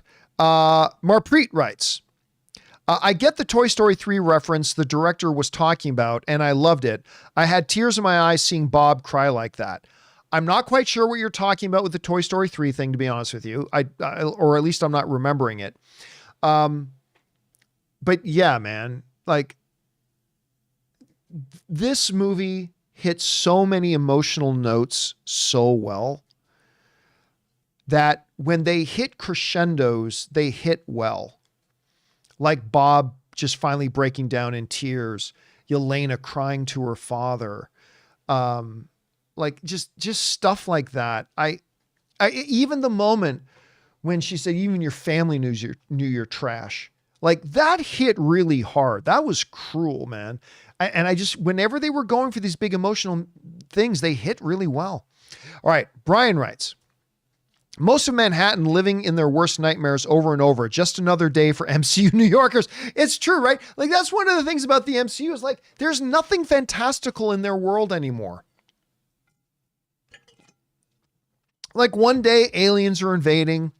The next day, this giant celestial appears in the sky telling us he's going to come back for judgment. The next day, we're all cast into darkness, into private. It's just living in the world of the MCU. That's one of the challenges of ongoing comic book cinematic universes is there's nothing remarkable in them anymore, right? To you, that's just another Tuesday for people living in New York in the MCU. All right. Ryan writes, by the way, I love the end credits scene. I was so pumped up after that. Heard the Russos filmed it and made me even more excited. Yeah, I mean, it's just great. And the perfect timing of it was not just the visual of the rocket, but the music. Even before they bring the rocket up on screen, they start the music of Fantastic Four and you recognize it immediately. And then Fantastic Four, it was great. It was a really great post-credit scene. I loved it. It was my favorite in a long time that they've done. All right. Megan Klish just sends in a super chat badge to be supportive. Thank you, Megan. Mr. I writes, one of two. Val's plan was solid. Only person that could defeat Taskmaster was Ghost. TM can't copy phasing. Yelena's ingenuity would take out Ghost. That was one of two. Yelena's ingenuity would take out Ghost. Walker's strength would take out Yelena. Incinerator takes out Walker. It was a good plan. Yep. And if it wasn't for Bob scraggling out to kind of disrupt the festivities, it might have worked. It wasn't a bad, strategically, you're right. She sent the right people. Here's the problem though. What if Yelena takes out Ghost before she can take out Taskmaster? What if Walker takes out Yelena before Yelena can take out Ghost? Still, good overall plan. All right, Chris S. writes, I'd love to see Sam get knocked down in Avengers and U.S. Agent help him up and hand him the shield. That'd be a nice moment. That would be a really good moment for John Walker. Like to have Walker hand Sam the shield. That would be a nice moment for Walker, I think. And I wouldn't be surprised at all if they don't give us if they give us a moment like that in there. All right, Casinema writes, during the chicken suit scene, for some reason, my immediate thought was Frenchie from The Boys yelling, "V'd up chicken." Yeah, that's pretty, again, I still can't believe they did the chicken scene. That feels like something James Gunn would do. And I mean that in the best possible way. I personally like, and they dropped that earlier when he mentions, I was a chicken holding the spinny sign, and then they do a callback to it in his nightmare. I thought that was great. I thought that was really clever. All right. Miss Pam writes, movie was good, but it isn't all that. Y'all talk like it's the next Winter Soldier. Are you fucking listening to me? I never once said that. About 55 different times in this thing I've said, this is not top tier MCU. It is not in the top 5 or 6 greatest comic book movies of all time. I have not once, unless you're just being ignorant on purpose, I have not once suggested that this movie is the next Winter Soldier. Nobody here has. We've been very, very clear, overly repeating. See, people wonder why I repeat myself sometimes. I repeat myself because when I don't repeat myself, people don't pay attention. And so I drive home facts several times so I don't get ignorant comments like this one, when I have been so abundantly clear 50 times in this stream that we are not saying this is the next coming of the Winter Soldier, that this is not top tier MCU, but whatever, people want to say what they want to say to get attention for themselves. Anyway, movie was good, but it isn't all that. Y'all talk, and no, we have not, like it's the next Winter Soldier. No, we haven't, unless you haven't been paying attention. It was okay. Same as Brave New World. It's not worth all the hype. Okay, now, the fact that you don't think it was all that good, like you put it on the same par as Captain America Brave New World, that's totally legit. That's your opinion. That's how the movie hit you. Nothing wrong with that. Perfectly okay. If you don't think the movie was all that great, fine. But again, your ignorant statement of saying, you're all talking like this is the greatest thing ever. Nope. Actually, we've gone out of our way about a dozen times to make it very, very clear that we do not think that this is the greatest thing ever, that we do not think this is top tier MCU, that this is not amongst the best comic book movies ever made. We've been very, very clear about that. Now look, and it's okay that you feel that way. It's 100% okay. Like, all movies are subjective. They all hit us in different ways. There's a lot of movies people like that I don't like. That's perfectly fair. But I do want to point out, it's not just y'all, right? 95% of the audience have given this positive thing. This has got a 95% audience rating. And remember, this 95% are verified people who saw it, not just no-name anonymous people on the internet who haven't even seen the movie and are submitting votes. These are verified people who have seen the film, and it's got a 95%, and it's got an 85% critic rating. Now, that doesn't mean you have to like it. There's a number of movies that have high audience and critic ratings that I don't like either, because movies hit us in different ways. But don't start doing a straw man argument to try to make yourself sound like you're better than you are. Like saying, you guys are talking like this is the greatest movie ever. Nope. Actually, we've gone out of our way to say that it's not. We've repeated 20 times in this stream. This is not top tier MCU. This is not top shelf MCU. It's in the thing below it. It's not the one of the best Marvel movies ever. So then it's the very definition of a straw man argument for you to come out and say, you guys talking like this is the next Winter Soldier. Like, nope, we haven't done that. we've done the opposite, and you've just purposely not paid attention and just saying things to make it sound like you're got a hot take or something. I don't know. Anyway, guys, please, if you're going to watch the video, listen to what I'm saying. And if you're not going to listen to what I'm saying, don't watch my video. That's okay. I'm ready to retire. I don't need anybody watching my videos. I'm perfectly good. So if you don't watch my videos if you're not going to listen to what I'm saying. Don't reply if you don't reply to something I'm saying if you're not going to listen to what I'm saying. Anyway, Tom writes, I could see Elena and Bob catching feelings for each other. Kind of like the was for Hulk and Natasha, would make an interesting story for the future. I don't see it.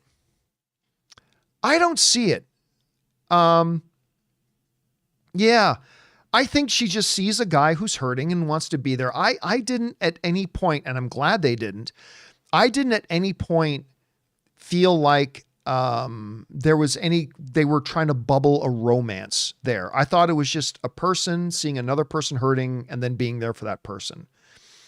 One happened to be a guy and one happened to be a girl. I don't think they're going to go into a romance stint. And listen, that's what a lot of comic book movies do, right? They feel they got to have a romance in there too. I love that this movie has no romance. And listen, you do the right romance, it can work, but I generally don't really like romances in my comic book films. I've only ever felt like it's worked 5 or 6 times. That being said, I didn't personally feel it, and I hope they don't go in that direction. Again, that's just me, Tom. All right. Next up, Megan writes, I don't love that they show the Fantastic Four. Sorry, let me try this again. I don't love they show the Fantastic Four must leave their universe by the end of that movie, even though I agree with the choice narratively. It's anticlimactic for me. See, but here's the thing.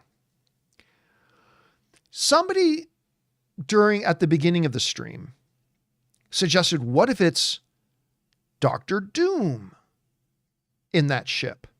Now, I don't think it's Doctor Doom per se, but we don't know what that means. For example, our first impression, including me, admittedly, is that, well, I guess Fantastic Four ends with the Fantastic Four getting in the ship and coming into our reality, right? But think about this.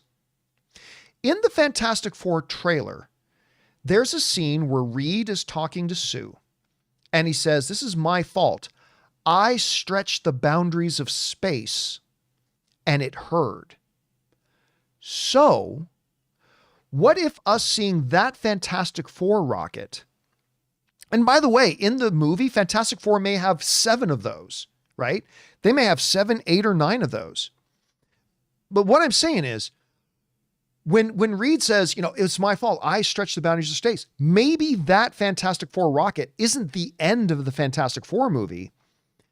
Maybe that's something that happens in the middle of the Fantastic Four movie, or maybe even something that happens before the Fantastic Four movie starts. That Reed tried an experiment of firing off one of the Fantastic Four rockets to bend and stretch the limits of space and reality or whatever. And that's just an empty ship that Yelena sees at the end. Maybe there's no Fantastic Four in it. That, again, what I'm saying is yeah, we saw a Fantastic Four ship, but we don't ultimately really know what it means. That could be something that happens before the Fantastic Four movie ever starts.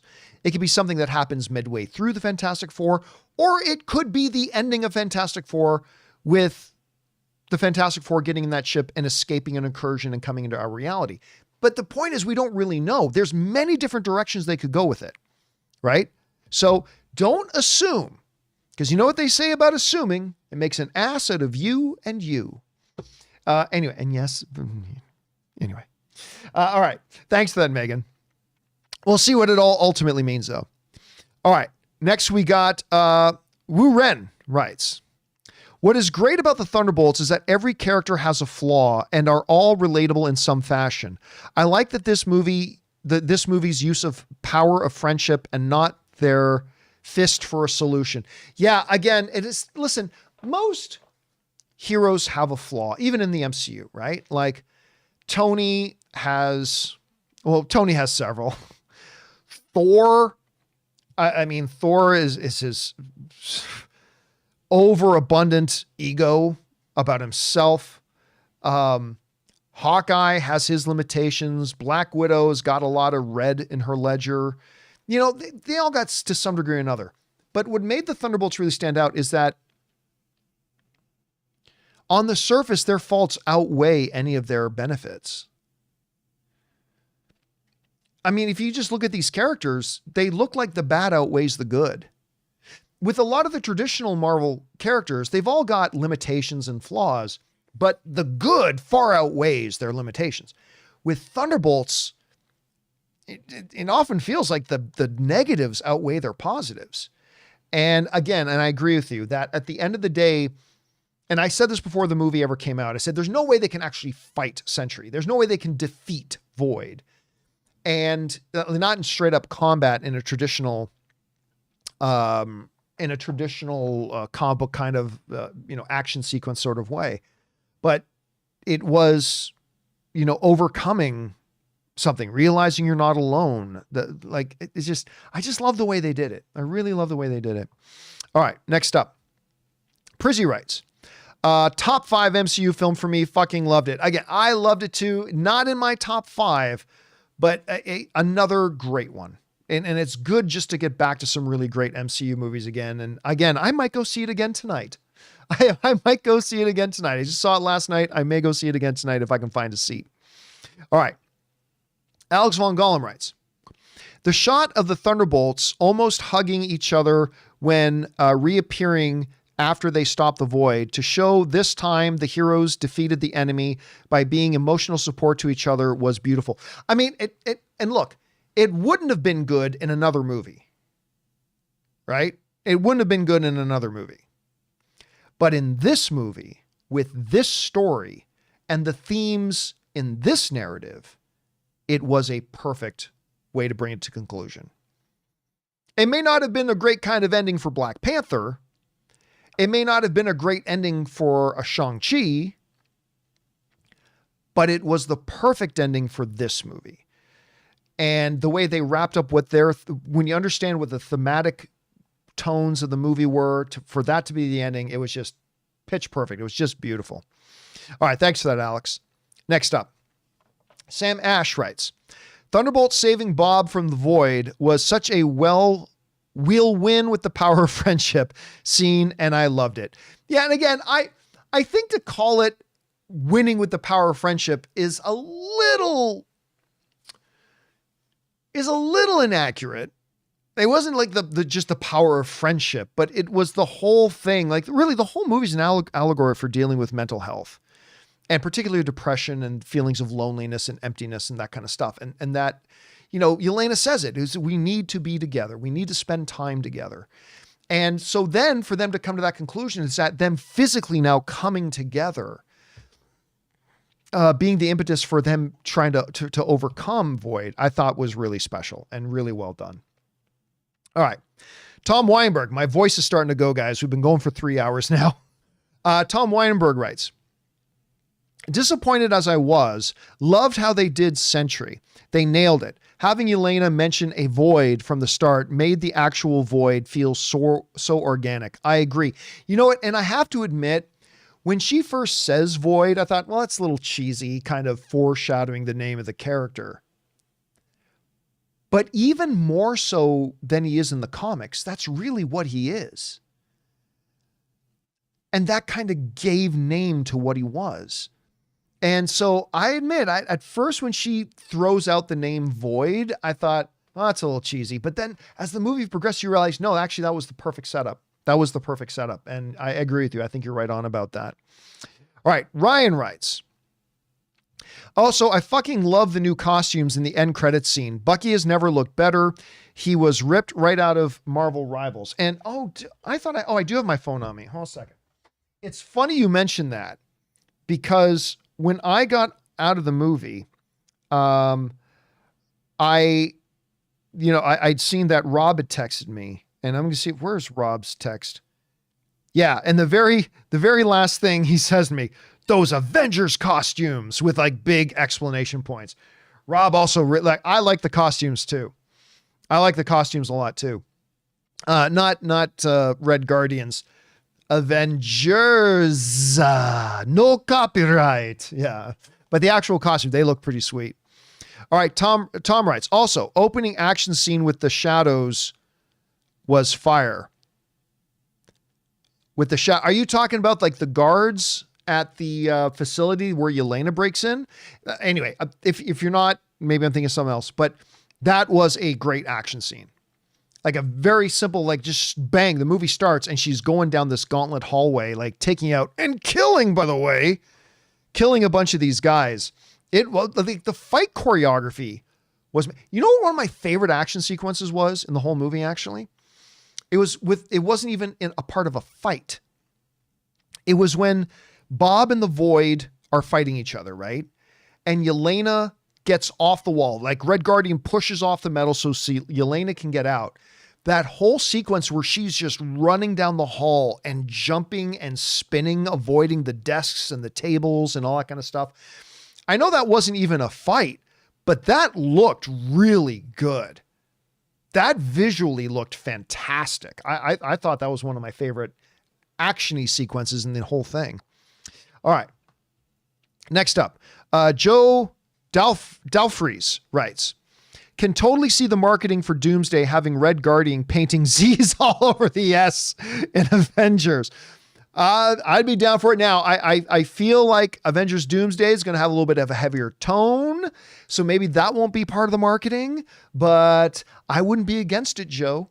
I totally would not be against it. All right.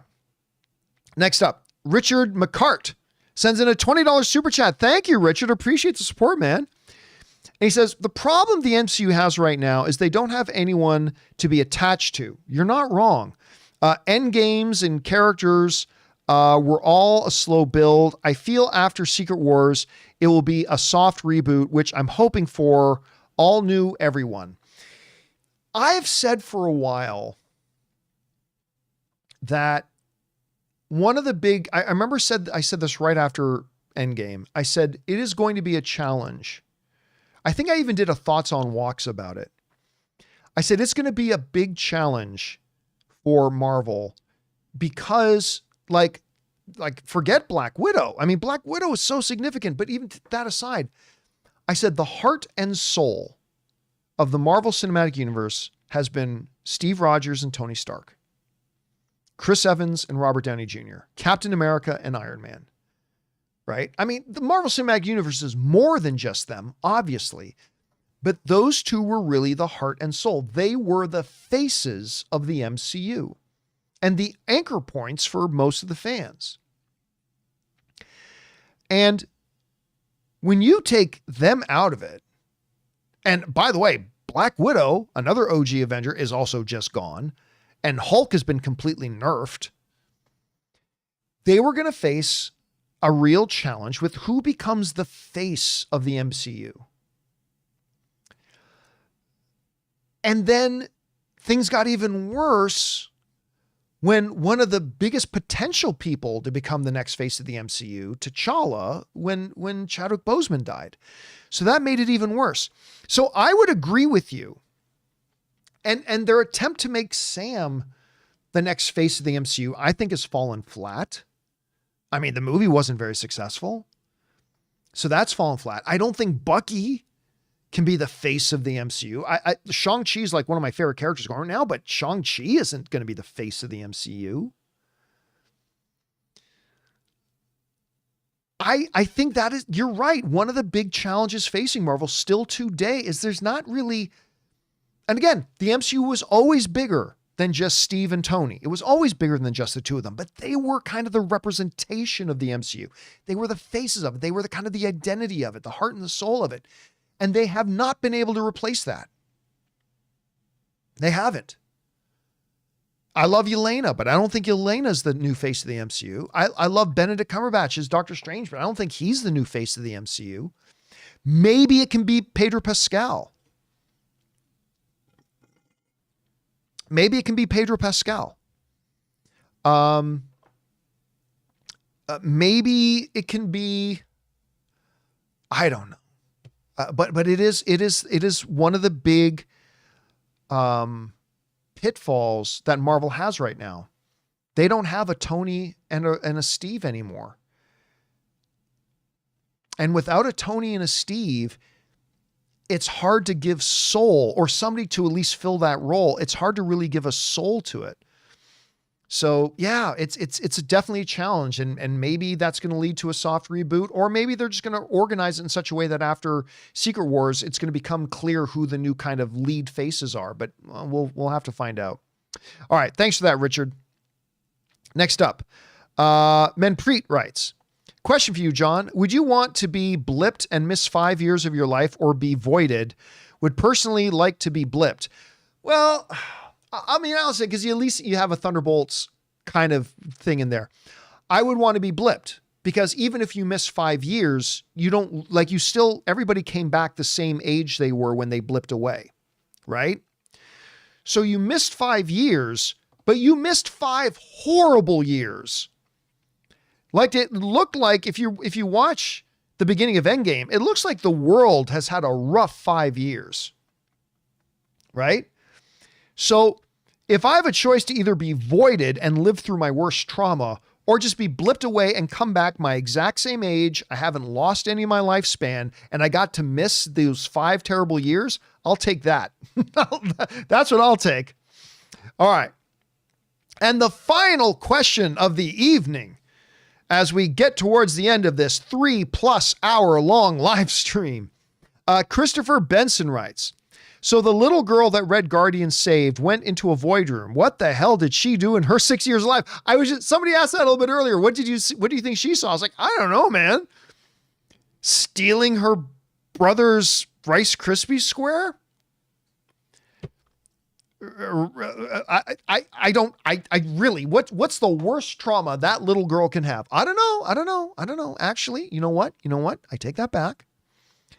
Valentina's trauma room was her watching her father get murdered because she gave away where they lived. So I guess it's possible you can do, and listen, Yelena's trauma room was when she was a decision she made as a little child. So maybe, for all we know, that little girl poisons people. She might have murdered 3 of her teachers. That's what I'm going to choose to believe. That little girl was actually a little wretch. That little girl was evil. And she had, I don't know. I'm just making that up. Yeah, it's a good question. I really don't know. All right. I'll tell you what, guys. We have been going a really long time. My throat is killing me, but I will still just take a couple more questions. If you look in the live chat, you will see that I have written, if you have a question for me, do me a favor, type in all capital letters like I just did, question, colon, and then write a question. That way I know you're asking me a question. You're not just talking amongst yourselves. And I'm not going to take all of them. I'm just going to pick a couple of quick ones here for us to end on here tonight. So if any of you have some questions, go ahead and throw it on in. I know there's like a 15-second delay between when I say something and when you hear it, so I'll give it a second here. And my drink's empty and my throat is now killing me. But let's see what you guys have for me. Still waiting. No questions coming through. No questions coming through. Okay, there we go. Let's see. Amin is asking, who else would you add to the Thunderbolts cast? Would have loved to have seen Zemo. Zemo's the only other one. Again, if they didn't do to Yellow Jacket what they did in Ant-Man 3, I could have seen Yellow Jacket. But yeah, Zemo is the other one that probably could have made more sense. But then you'd have to explain how he got out of Wakandan prison. So that would be different. Let's see. Where are we at? Michael is asking, do you think we will get a sequel with these characters, not counting the Avengers movies? Because I think they're all going to become the Avengers. I don't know. I don't see them doing another movie with just these 4 or 5 characters. I think once we get into Avengers Doomsday, I think you're going to see one united Avengers team. I think that's what we're going to end up with. And so I don't think so. Avengers will be the next sequel. I don't think we're going to get a Thunderbolts 2. All right. Chris is sleeping writes, how do you feel about Phase 5? It's been hit and miss. You know, I've said this many, many, many times. The first three phases of the MCU, this is the way I've always put it. The first three phases of the MCU, when we go to an MCU movie during the first three phases, we expected it to be great. We didn't wonder if it would be great. Every time we would go to an MCU movie, we expected it to be great because they just delivered a lot of greatness. Since then, when I go now into an MCU project, I'm not expecting it to be great. I'm hoping it'll be good. Do you see the difference? We went from every time a new Marvel thing was coming out, we expected it to be great. Today, we hope it's good. So I feel like they might be getting their mojo back now, but yeah, for me, Marvel's been hit and miss for a little while now. They have. They've been kind of hit and miss. All right. Let's see.